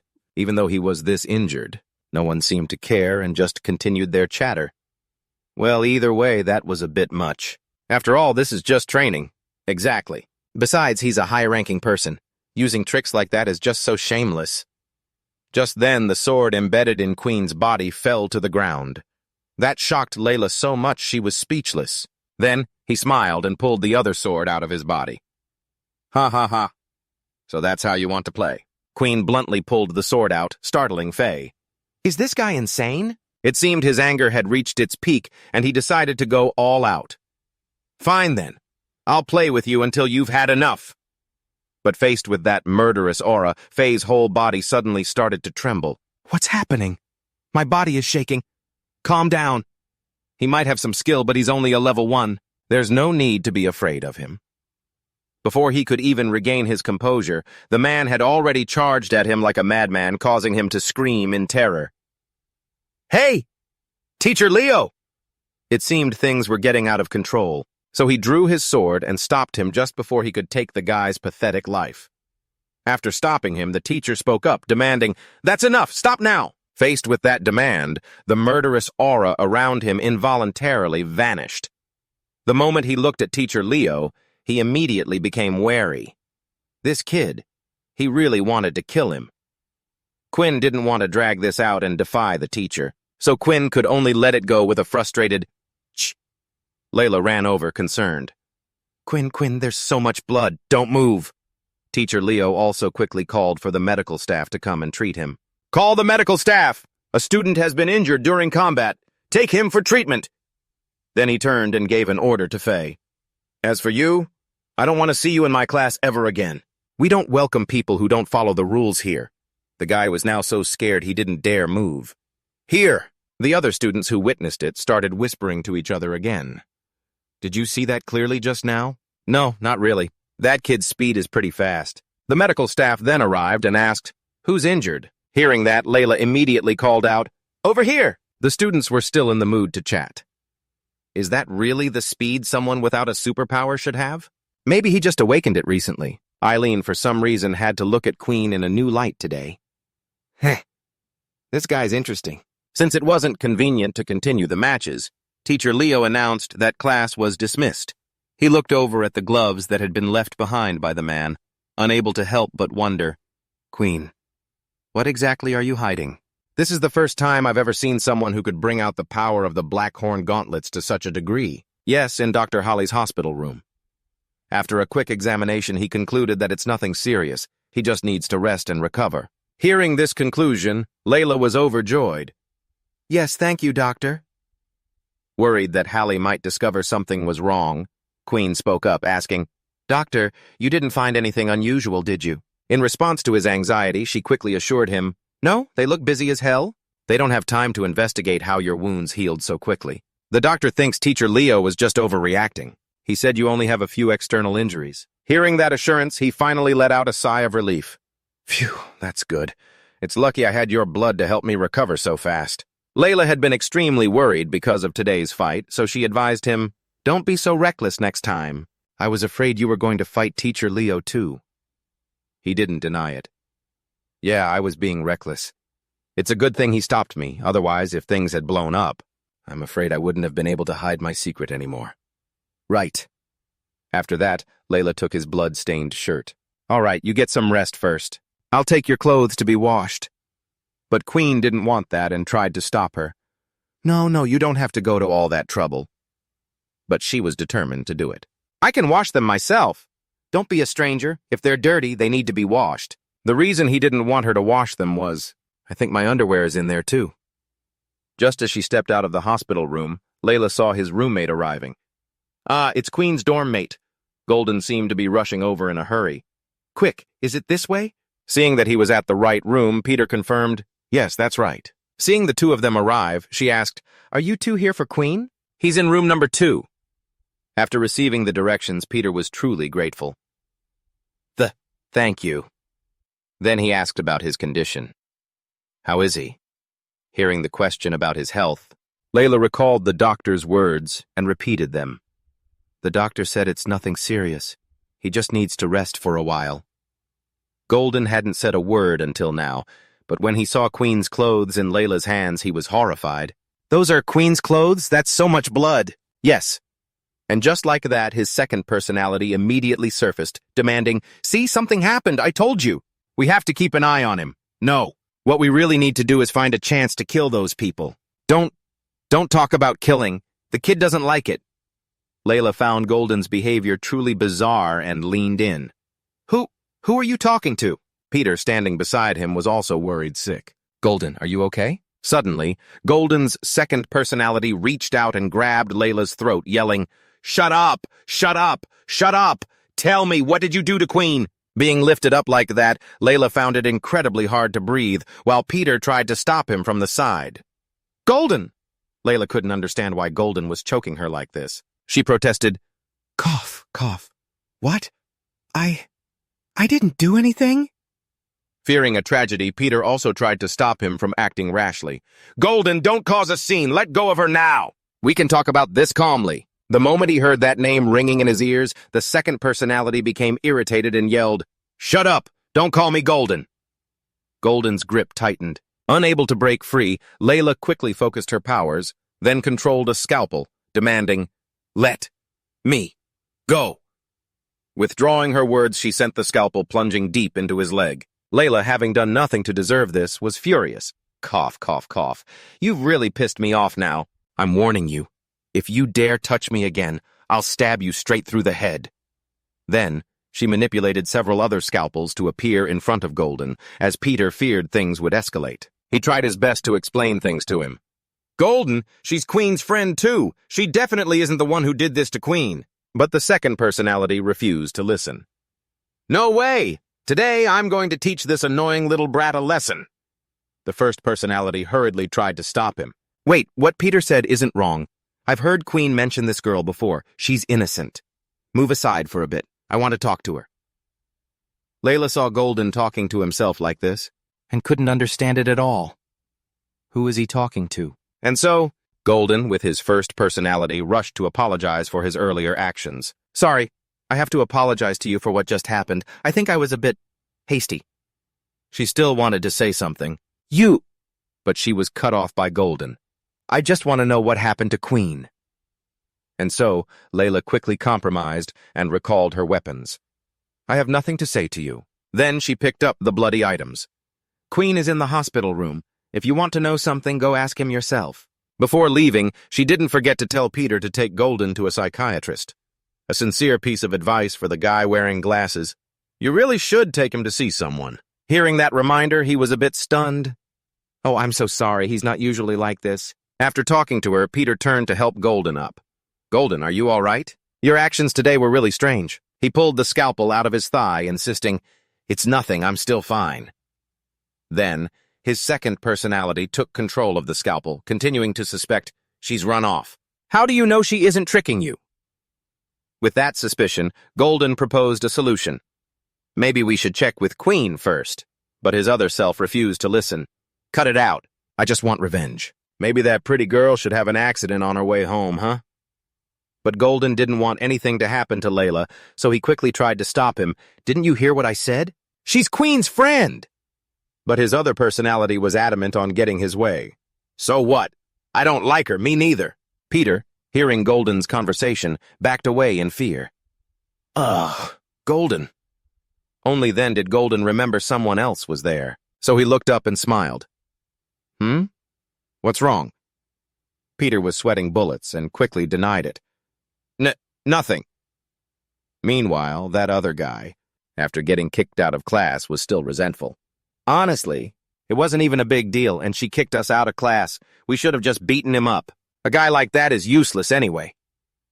Faye wanted to say it would have been better if they'd won the fight, but now... Then he blamed the other guy for everything. This was all your idea. Now we're completely humiliated. They were both in on it, but being blamed like that made the guy angry. He started picking a fight with Faye. You don't seem too happy, huh? Do you want me to remind you of the gap between us? Faced with this pressure, he immediately backed down. I didn't mean it like that. In the end, the other guy wasn't forgiving and warned him again, You shouldn't complain to me. Even after bullying him to no end, the guy still wanted to cause trouble. Tonight, let's find that kid. If we don't teach him a lesson, people will think we're easy targets. Faye, facing someone of a higher rank, could only agree. That evening, in the hospital room, after hearing everything, Peter couldn't believe it. That's too much. How could they do that? Golden, however, was furious and wanted to get revenge for Quinn. I'll go take care of them for you. But he stopped him. Come on, the teacher already kicked them out of class. It probably won't happen again. Even though he knew that, he was still very worried. That's easy for you to say. Golden didn't hesitate to offer a solution. From now on, let's still attend class together. If anything happens, we can help each other. But he didn't want to depend too much on Golden, so he refused. It's okay, Golden, I told you. You can't protect us forever. In the end, we have to rely on ourselves. Besides, luckily this course is a good fit for me. It's helped me learn a lot of new things. And Peter also felt that what he said was right. That's right. I also learned a lot in the hand-to-hand combat class. As he was talking, he suddenly noticed something. Huh? Golden, what's wrong with your leg? He saw a bandaged wound on Golden's leg, but Golden just turned away and laughed it off.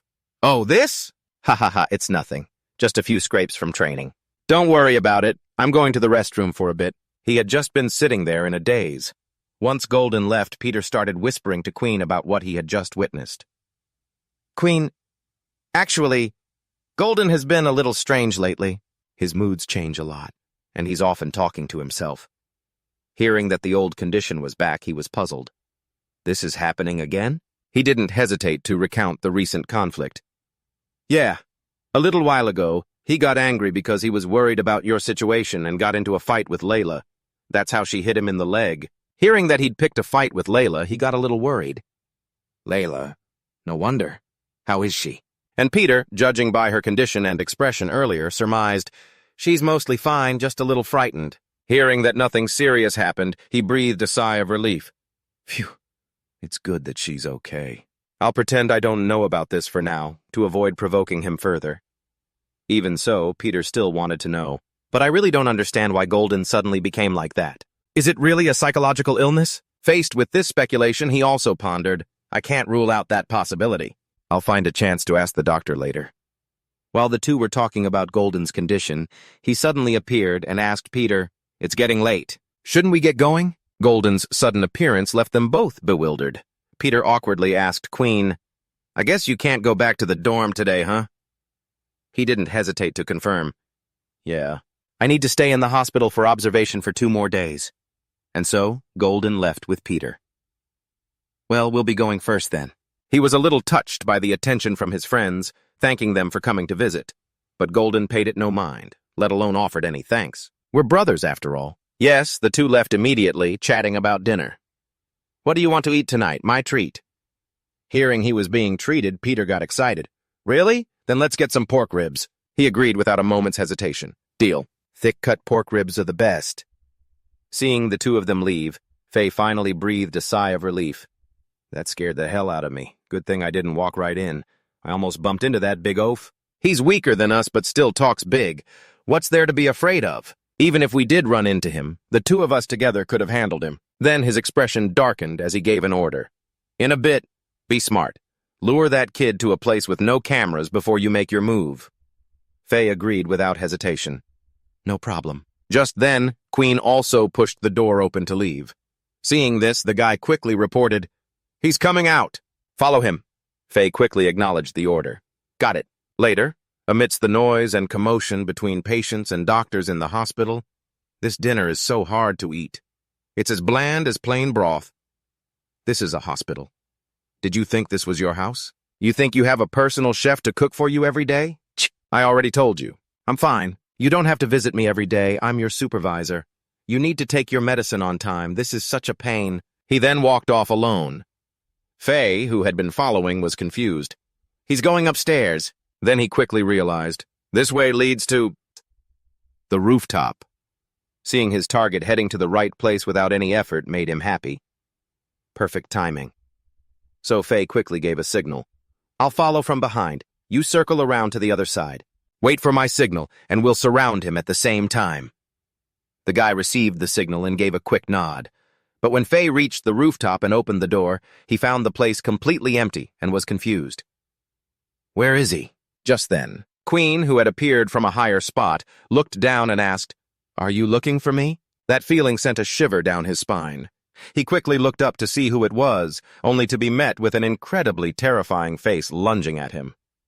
After Faye had been gone for a while, the other guy still hadn't received any signal, so he went up to look for him. Tisk, that Faye, why hasn't he sent the signal yet? What on earth is he hesitating for? So useless. As he arrived at the rooftop door, he suddenly stopped. Then his face quickly turned pale. What is that thing? Quinn, on the other hand, paid no mind and continued to feed on Faye's blood. Despite seeing the scene, the guy still charged forward. Get off of him! But he didn't seem scared at all and turned to look. The guy quickly fired a shot. With incredible speed, he dodged the attack and circled around behind him. The guy didn't even have time to react. He's too fast! When he struck, the guy had just barely managed to block it with his weapon, but the force was too great, making it hard for him to hold on. This strength is almost monstrous, but while pinning him, he used his other hand to condense his power. The guy was no slouch either. He took a deep breath, and then exhaled, causing countless bones to protrude from his body. Caught off guard, he was wounded by a bone and staggered back, his injured arm trembling uncontrollably. Thinking he had won, the guy grew smug. Phew, that was close. If I didn't have this defensive measure, I really don't think I could have taken your next hit.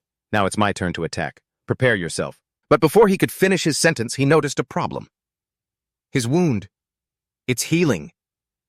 The wound healed so quickly that he couldn't believe his eyes. No way. To think our academy was hiding this kind of monster. When the wound had completely healed, Quinn stood up and lunged at him, radiating killing intent.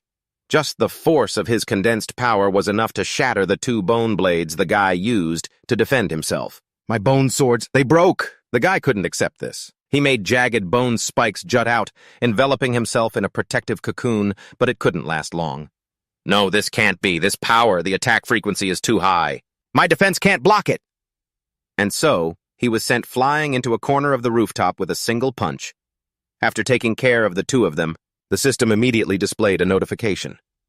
Defeated an enemy duo. Random quest. Quest reward.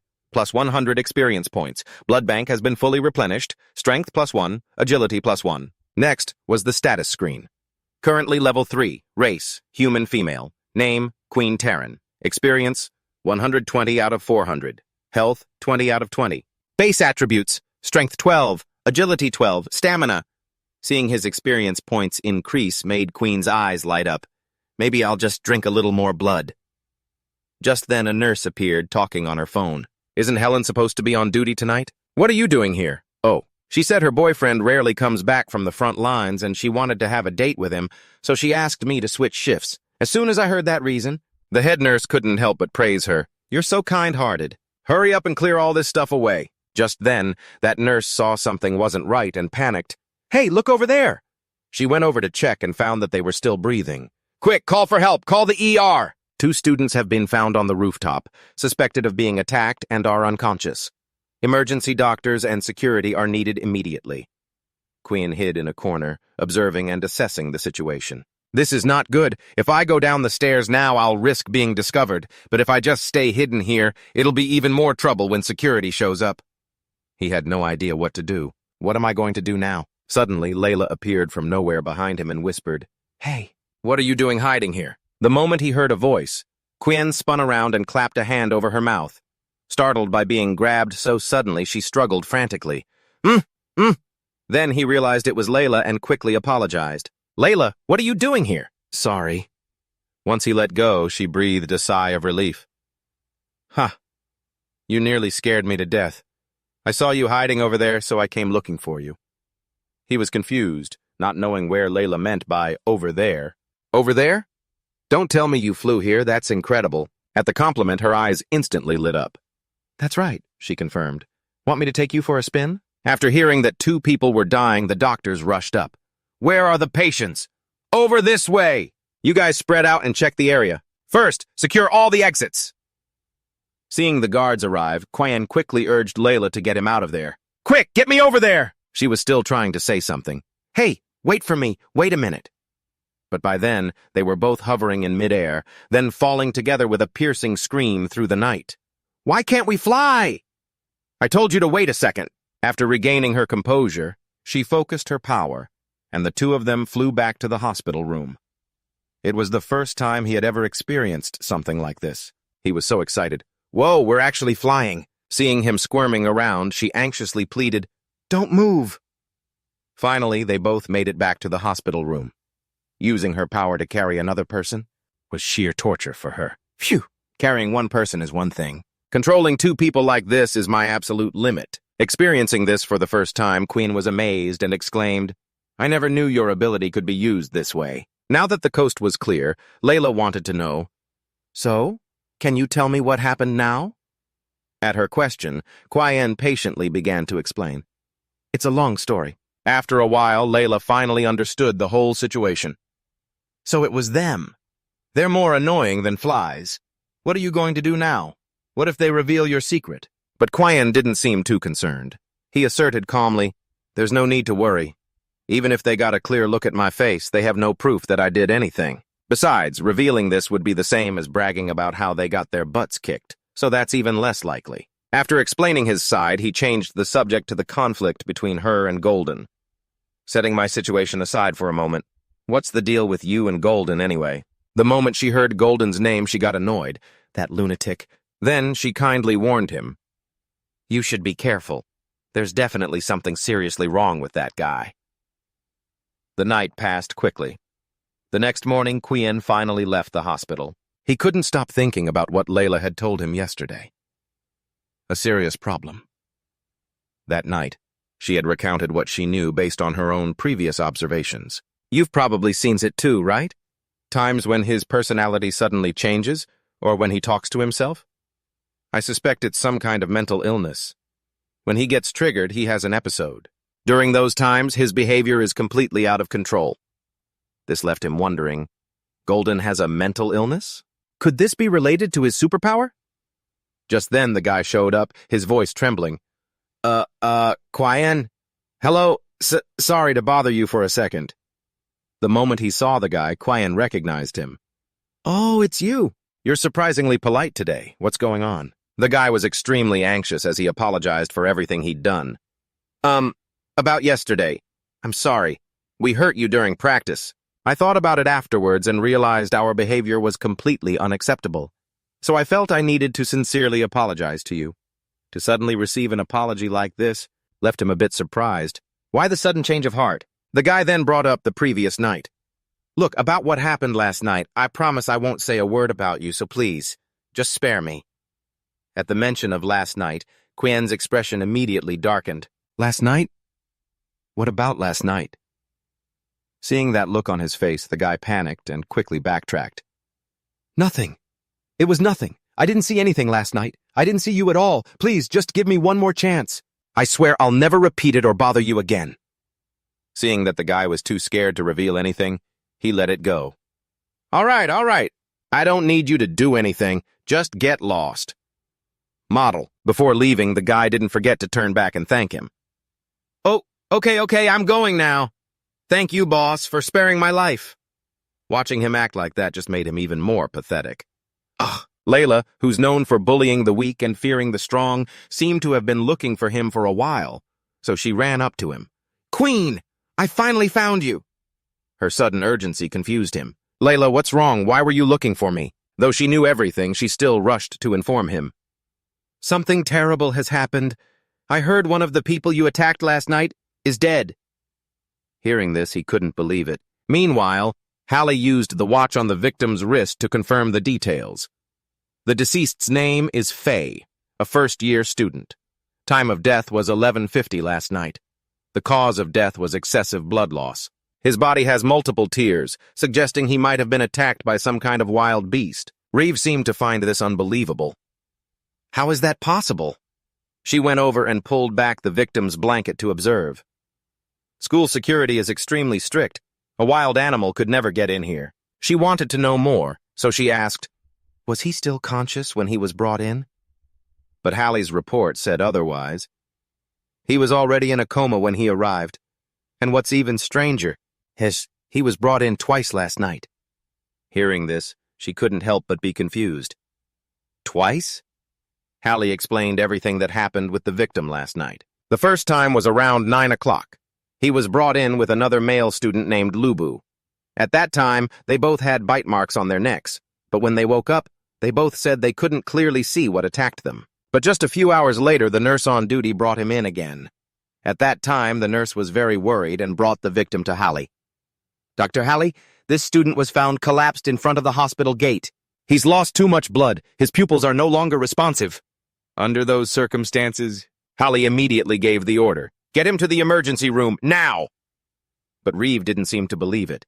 "Are you kidding me? A wound that small? It doesn't look like a bite mark at all." Hallie pointed out an abnormality on the victim.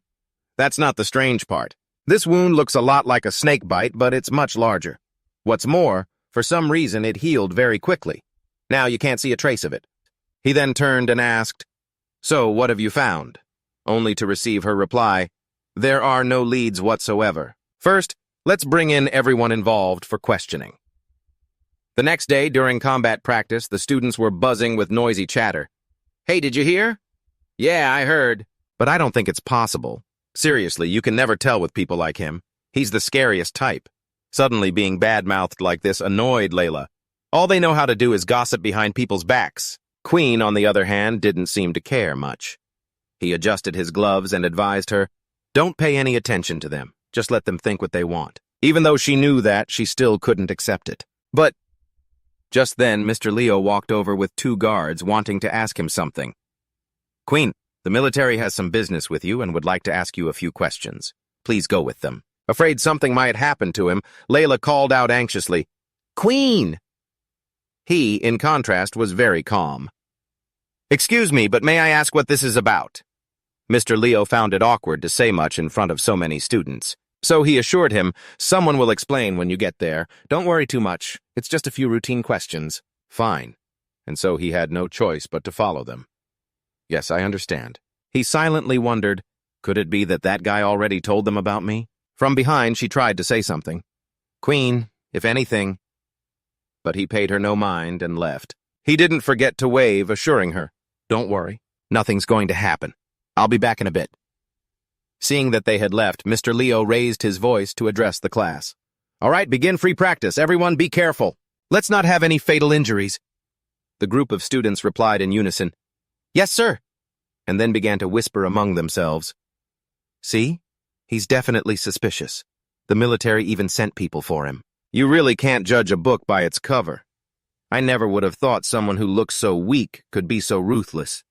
He's the type to hold a grudge. That's murder. He's truly merciless." Inside the interrogation room, as soon as Quinn arrived, a guard asked him to sit down, then gently reassured him, "Don't be nervous. As long as you haven't done anything wrong, you have nothing to worry about." Hearing this, he obediently replied, "Okay. The system is really here. I really don't have anything to worry about." She began her investigation. "I assume you've heard that a student named Faye died unexpectedly last night. Although we don't think a student with no superpowers could be the culprit, because you two had a conflict during combat practice yesterday, we still had to bring you in for questioning. Now place your hand on mine." Quinn did as he was told, placing his hand on hers. "Like this?" Seeing his posture was correct, she praised him. "Yes, that's good." The physical contact made Quinn a bit confused. What is she trying to do? At that moment, a notification appeared from the system. "Skill activation detected. This skill cannot be refused." This threw him into a panic. The system's defense is ineffective? Then, Quinn's mind felt like it was being controlled, forcing him to tell the truth. She spoke up and asked the question. "Now answer me. Was it you who killed Faye last night?" Hearing that question, even though he was being controlled, he immediately denied it. "It wasn't me." She observed him for a moment, then made her conclusion. "All right, he's telling the truth. The interrogation is over." Only then did he snap back to his senses, his face grim as he watched her leave, worrying, did she find out just now? Her superpower can actually neutralize the system's defenses. Reeve stated her conclusion without any more words. "Quinn Taryn, you are innocent. You may return." All that for an interrogation? Quinn couldn't believe it. That's it? She affirmed it. "Yes. Thank you for your cooperation. I'm very sorry for taking up your time." After that, Mr. Leo also left, looking annoyed, because no one had listened to him. I told you so. He's innocent. Quinn, come with me." He obediently followed the professor. Thinking to himself, she seemed to ask me a few questions, but I'm sure they weren't related to my superpower. But right now, there aren't any clues. Feeling a bit helpless, she sighed. "We don't have any other leads right now." Rever didn't waste any words and made a decision. "Since there are no suspects, let's just rule it an accident." But she still seemed hesitant. Is it okay to be so hasty? He couldn't really investigate any further either, so he decided to just go with what he'd said. Let's just leave it at that. If the higher-ups really want to investigate, they'll send the report back. If I'm too stubborn, I'm worried I'll get mixed up with those people. Quinn, sometimes it's really better to be a little oblivious. After class ended, Layla saw that Quinn was okay and felt relieved. Oh, thank goodness. Luckily, that person didn't ask too much. It was just an interrogation. No one can lie under her power. I still don't understand why they only asked such a simple question. It's strange now that you mention it. They just confirmed I wasn't the killer and let me go. I'm sure I just knocked the guy out and drank a little bit of his blood. There's no way I could have killed him. Who did it then?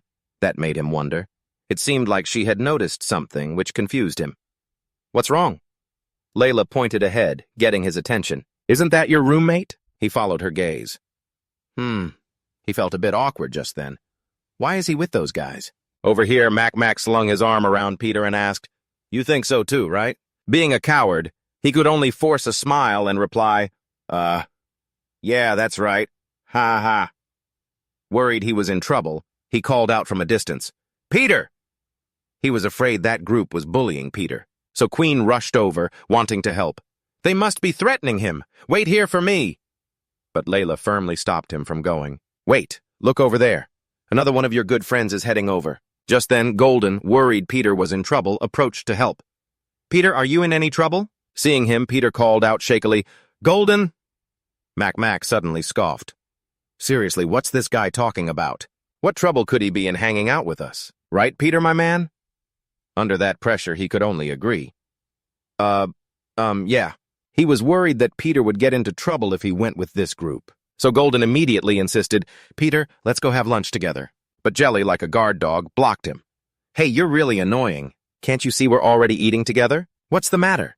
Is he only allowed to hang out with you? Can't he have other friends? Or what, do you think he's your property or something? Hearing these words, his expression quickly darkened. Mac didn't want to drag it out any longer, so he started pulling him away. Let's go. We're done eating anyway. Let's give the spot to other students who need it. Leave the useless guy to the other useless guy. Veli couldn't resist getting a few jabs in. Why are you so happy helping other people, huh? Ha ha. Golden still tried to stop them, calling out, Peter! But for some reason he insisted on going with them. Golden. It's like they said, I'm going with them willingly. Veli thought this was taking too long and cut in. Don't pay any attention to him. Let's go check out the VR training pods later. As soon as he heard this, he got excited. Oh, that's a great idea. What do you say? You've never tried it before?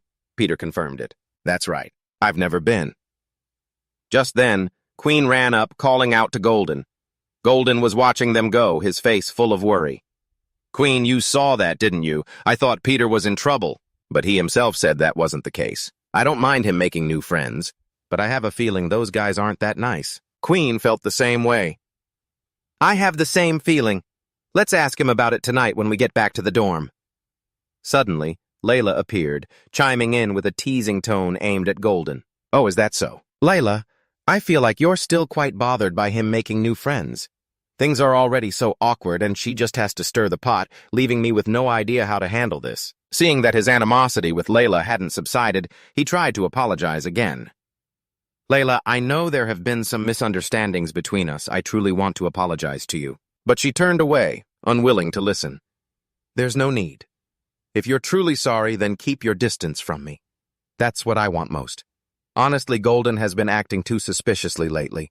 So Quinn spoke up, offering, Golden, I know you have things you can't easily talk about, but we're friends. If you ever need anything, you can come talk to me anytime. But for some reason, he avoided eye contact and replied, I know, I want to explain things to you guys, but I'm afraid you wouldn't be able to accept it. And with that, Golden left, promising to talk later. Let's do it tonight.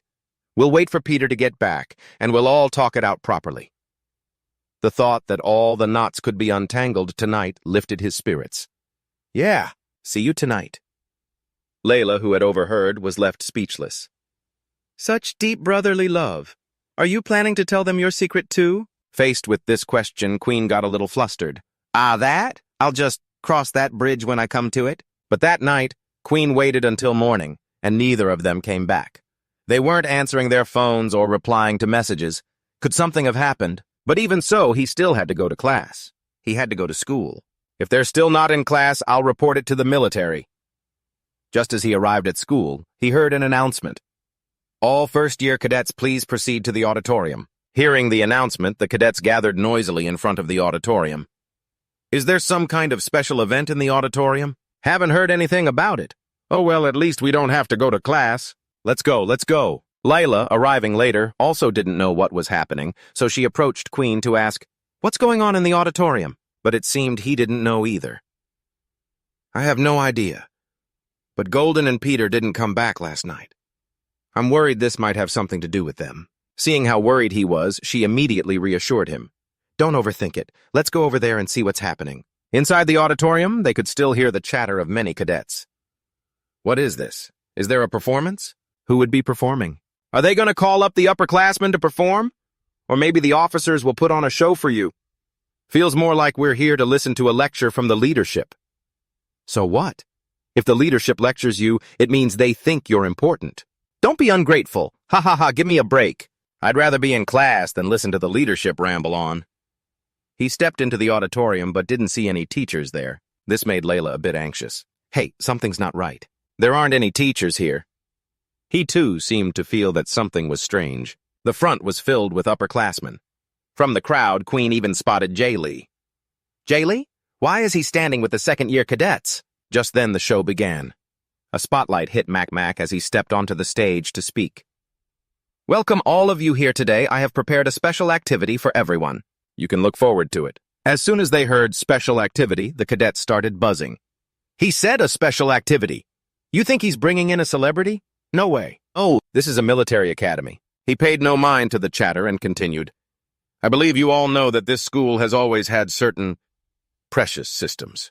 These precious systems have been maintained to this day, for a reason. However, some arrogant new cadets want to challenge it, and today I am here to tell you what happens to those who refuse to follow the airline system. Hearing this from the crowd made him a little angry. Then, Mac continued, pulling back the curtain. What will be their fate? Every cadet's face froze in fear. What is going on? Do the teachers know about this? My God. Both Queen and Layla were startled by the sight before them. On the stage was Golden, covered in injuries, his entire body tied tightly to a wooden figure like a criminal. Golden! His eyes seemed completely empty, helpless. Mac, seeing this sight, was incredibly pleased. Ha! He then turned back to the crowd to assure them, don't get the wrong idea. For those who are obedient and listen to me, I am still willing to teach you a few things. Come here. He picked up a beast orb. I think you all know that the war between Earthlings and the Danki tribe had two turning points. One was the large-scale awakening of superpowers, and the other was a technological breakthrough. The integration of beast orbs into weapons. In my hand, I hold a primary-level beast orb. Activating it will unleash its power.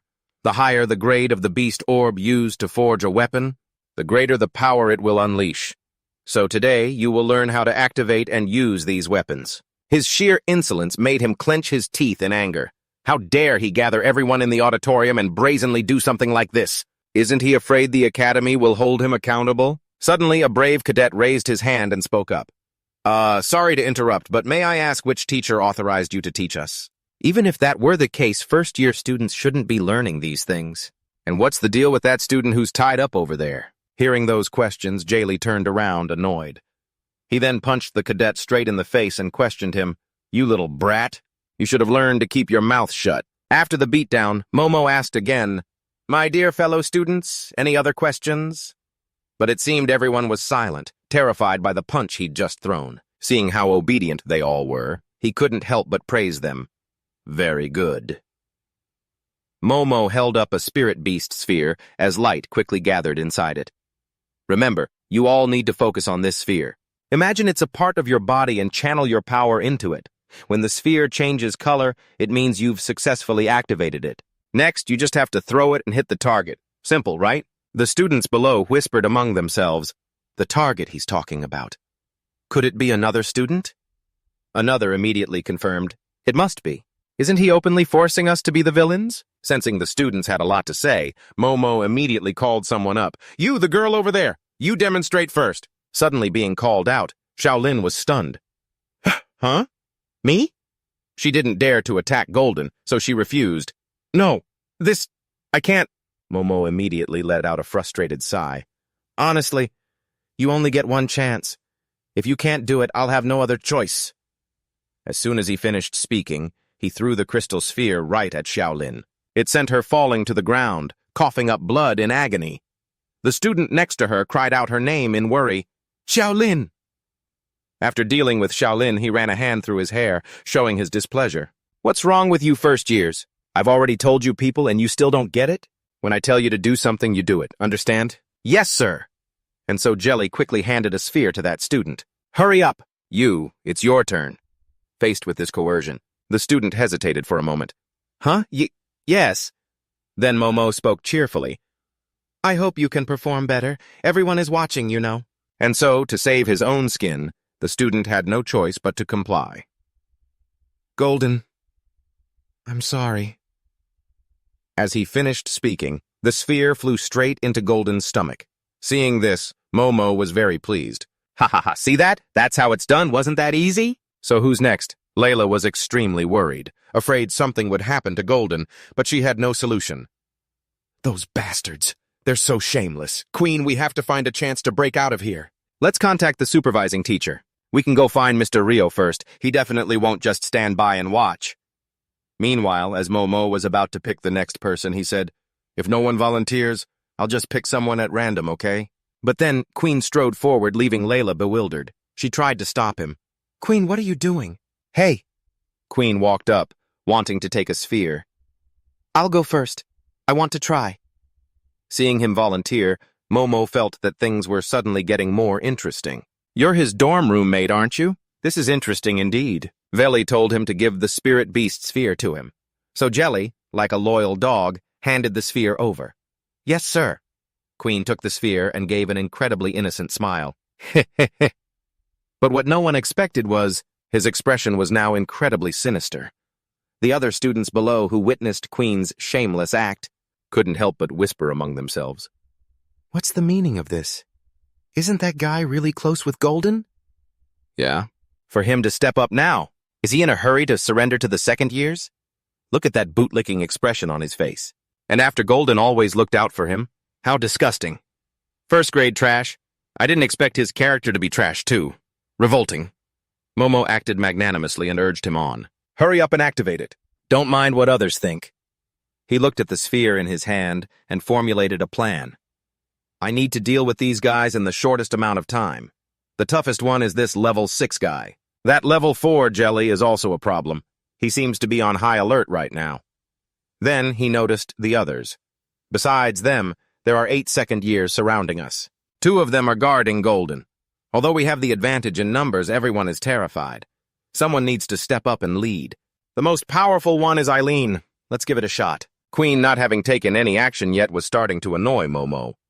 "Hey, what are you dawdling for?" So Queen quickly apologized. "Sorry, I haven't quite gotten the hang of it yet. Let me try again." Below, the students were still chattering noisily.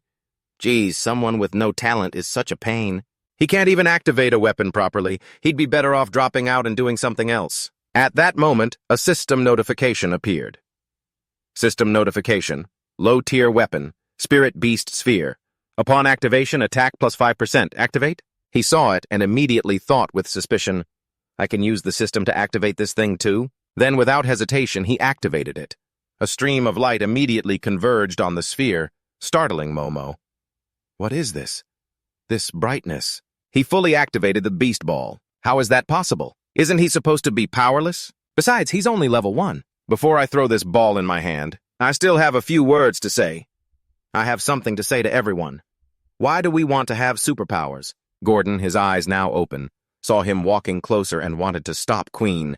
"Don't!" But Queen didn't listen and continued.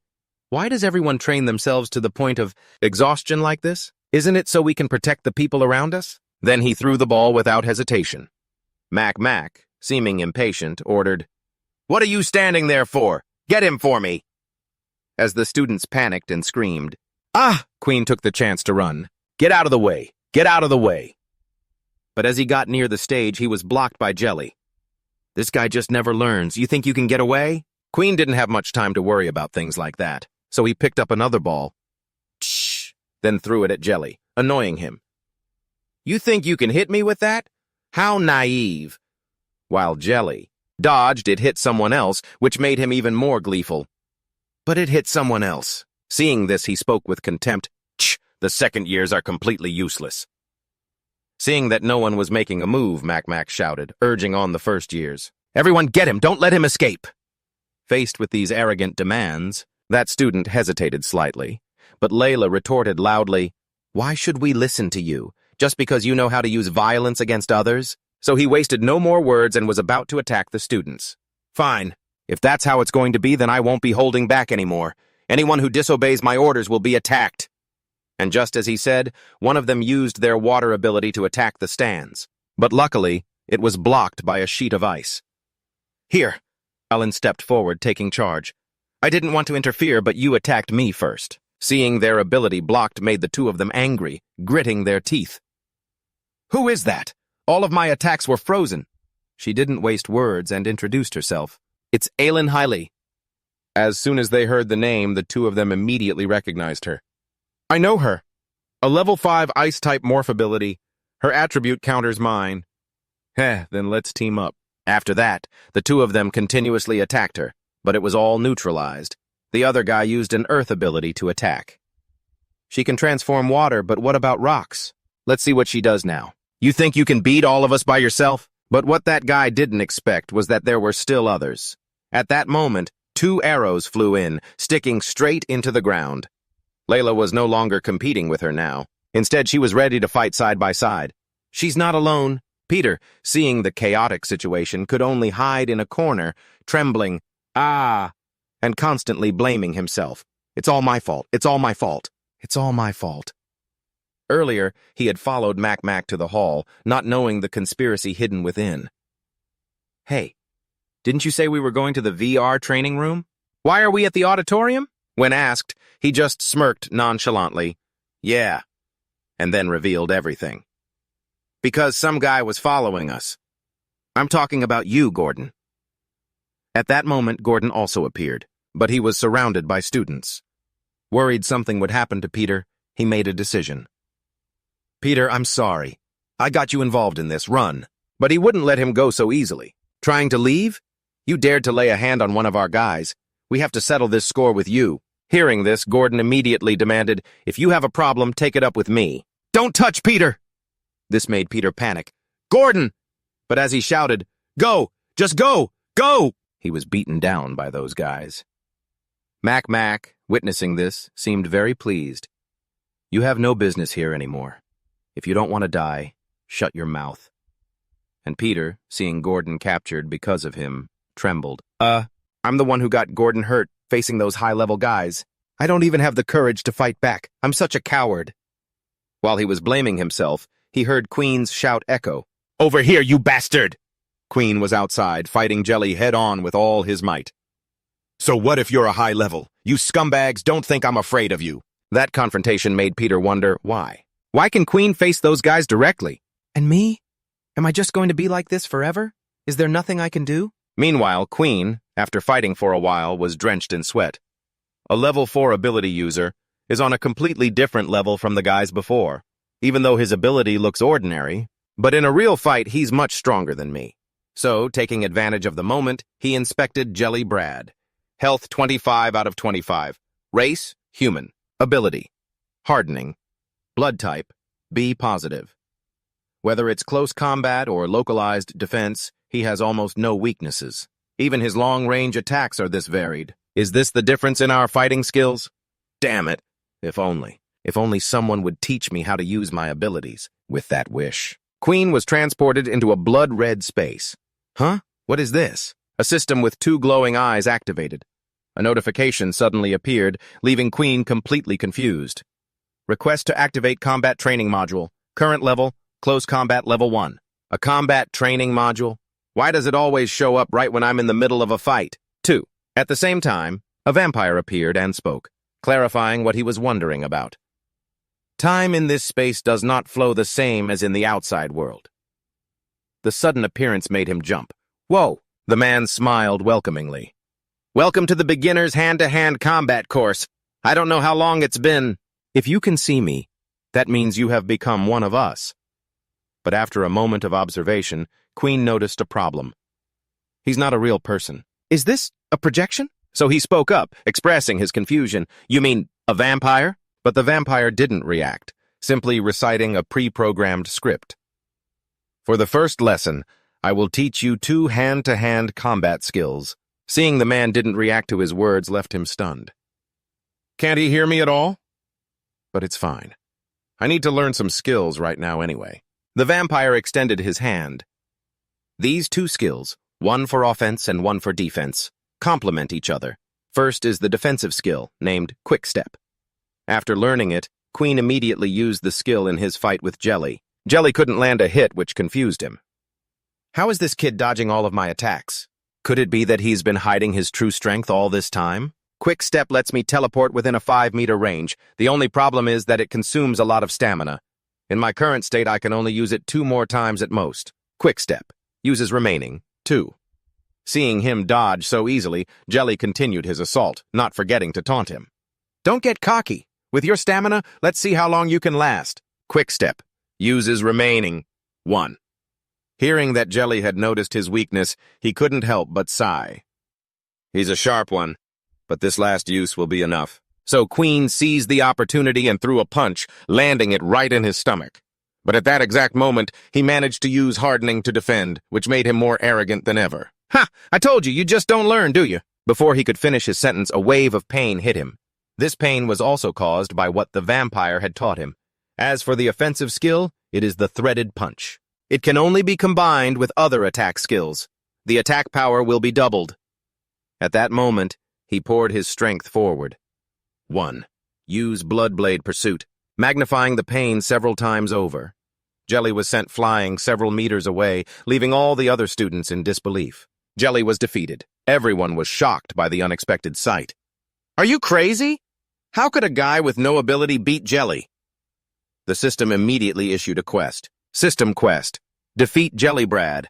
Random quest. Quest. Reward, 80 experience points. Bonus reward, all stats +1. After defeating him, he felt satisfied. I finally won. But while Quinn wasn't paying attention, something attacked him. He couldn't dodge in time, and his HP dropped by 7 points, which he never expected. Damn it, just one hit cost me 7 whole health points. The system quickly used the blood bank to automatically restore HP. Health, 6 out of 20. Momo, holding his whip, stepped forward and stated grimly, I have to admit you've really caused me some trouble.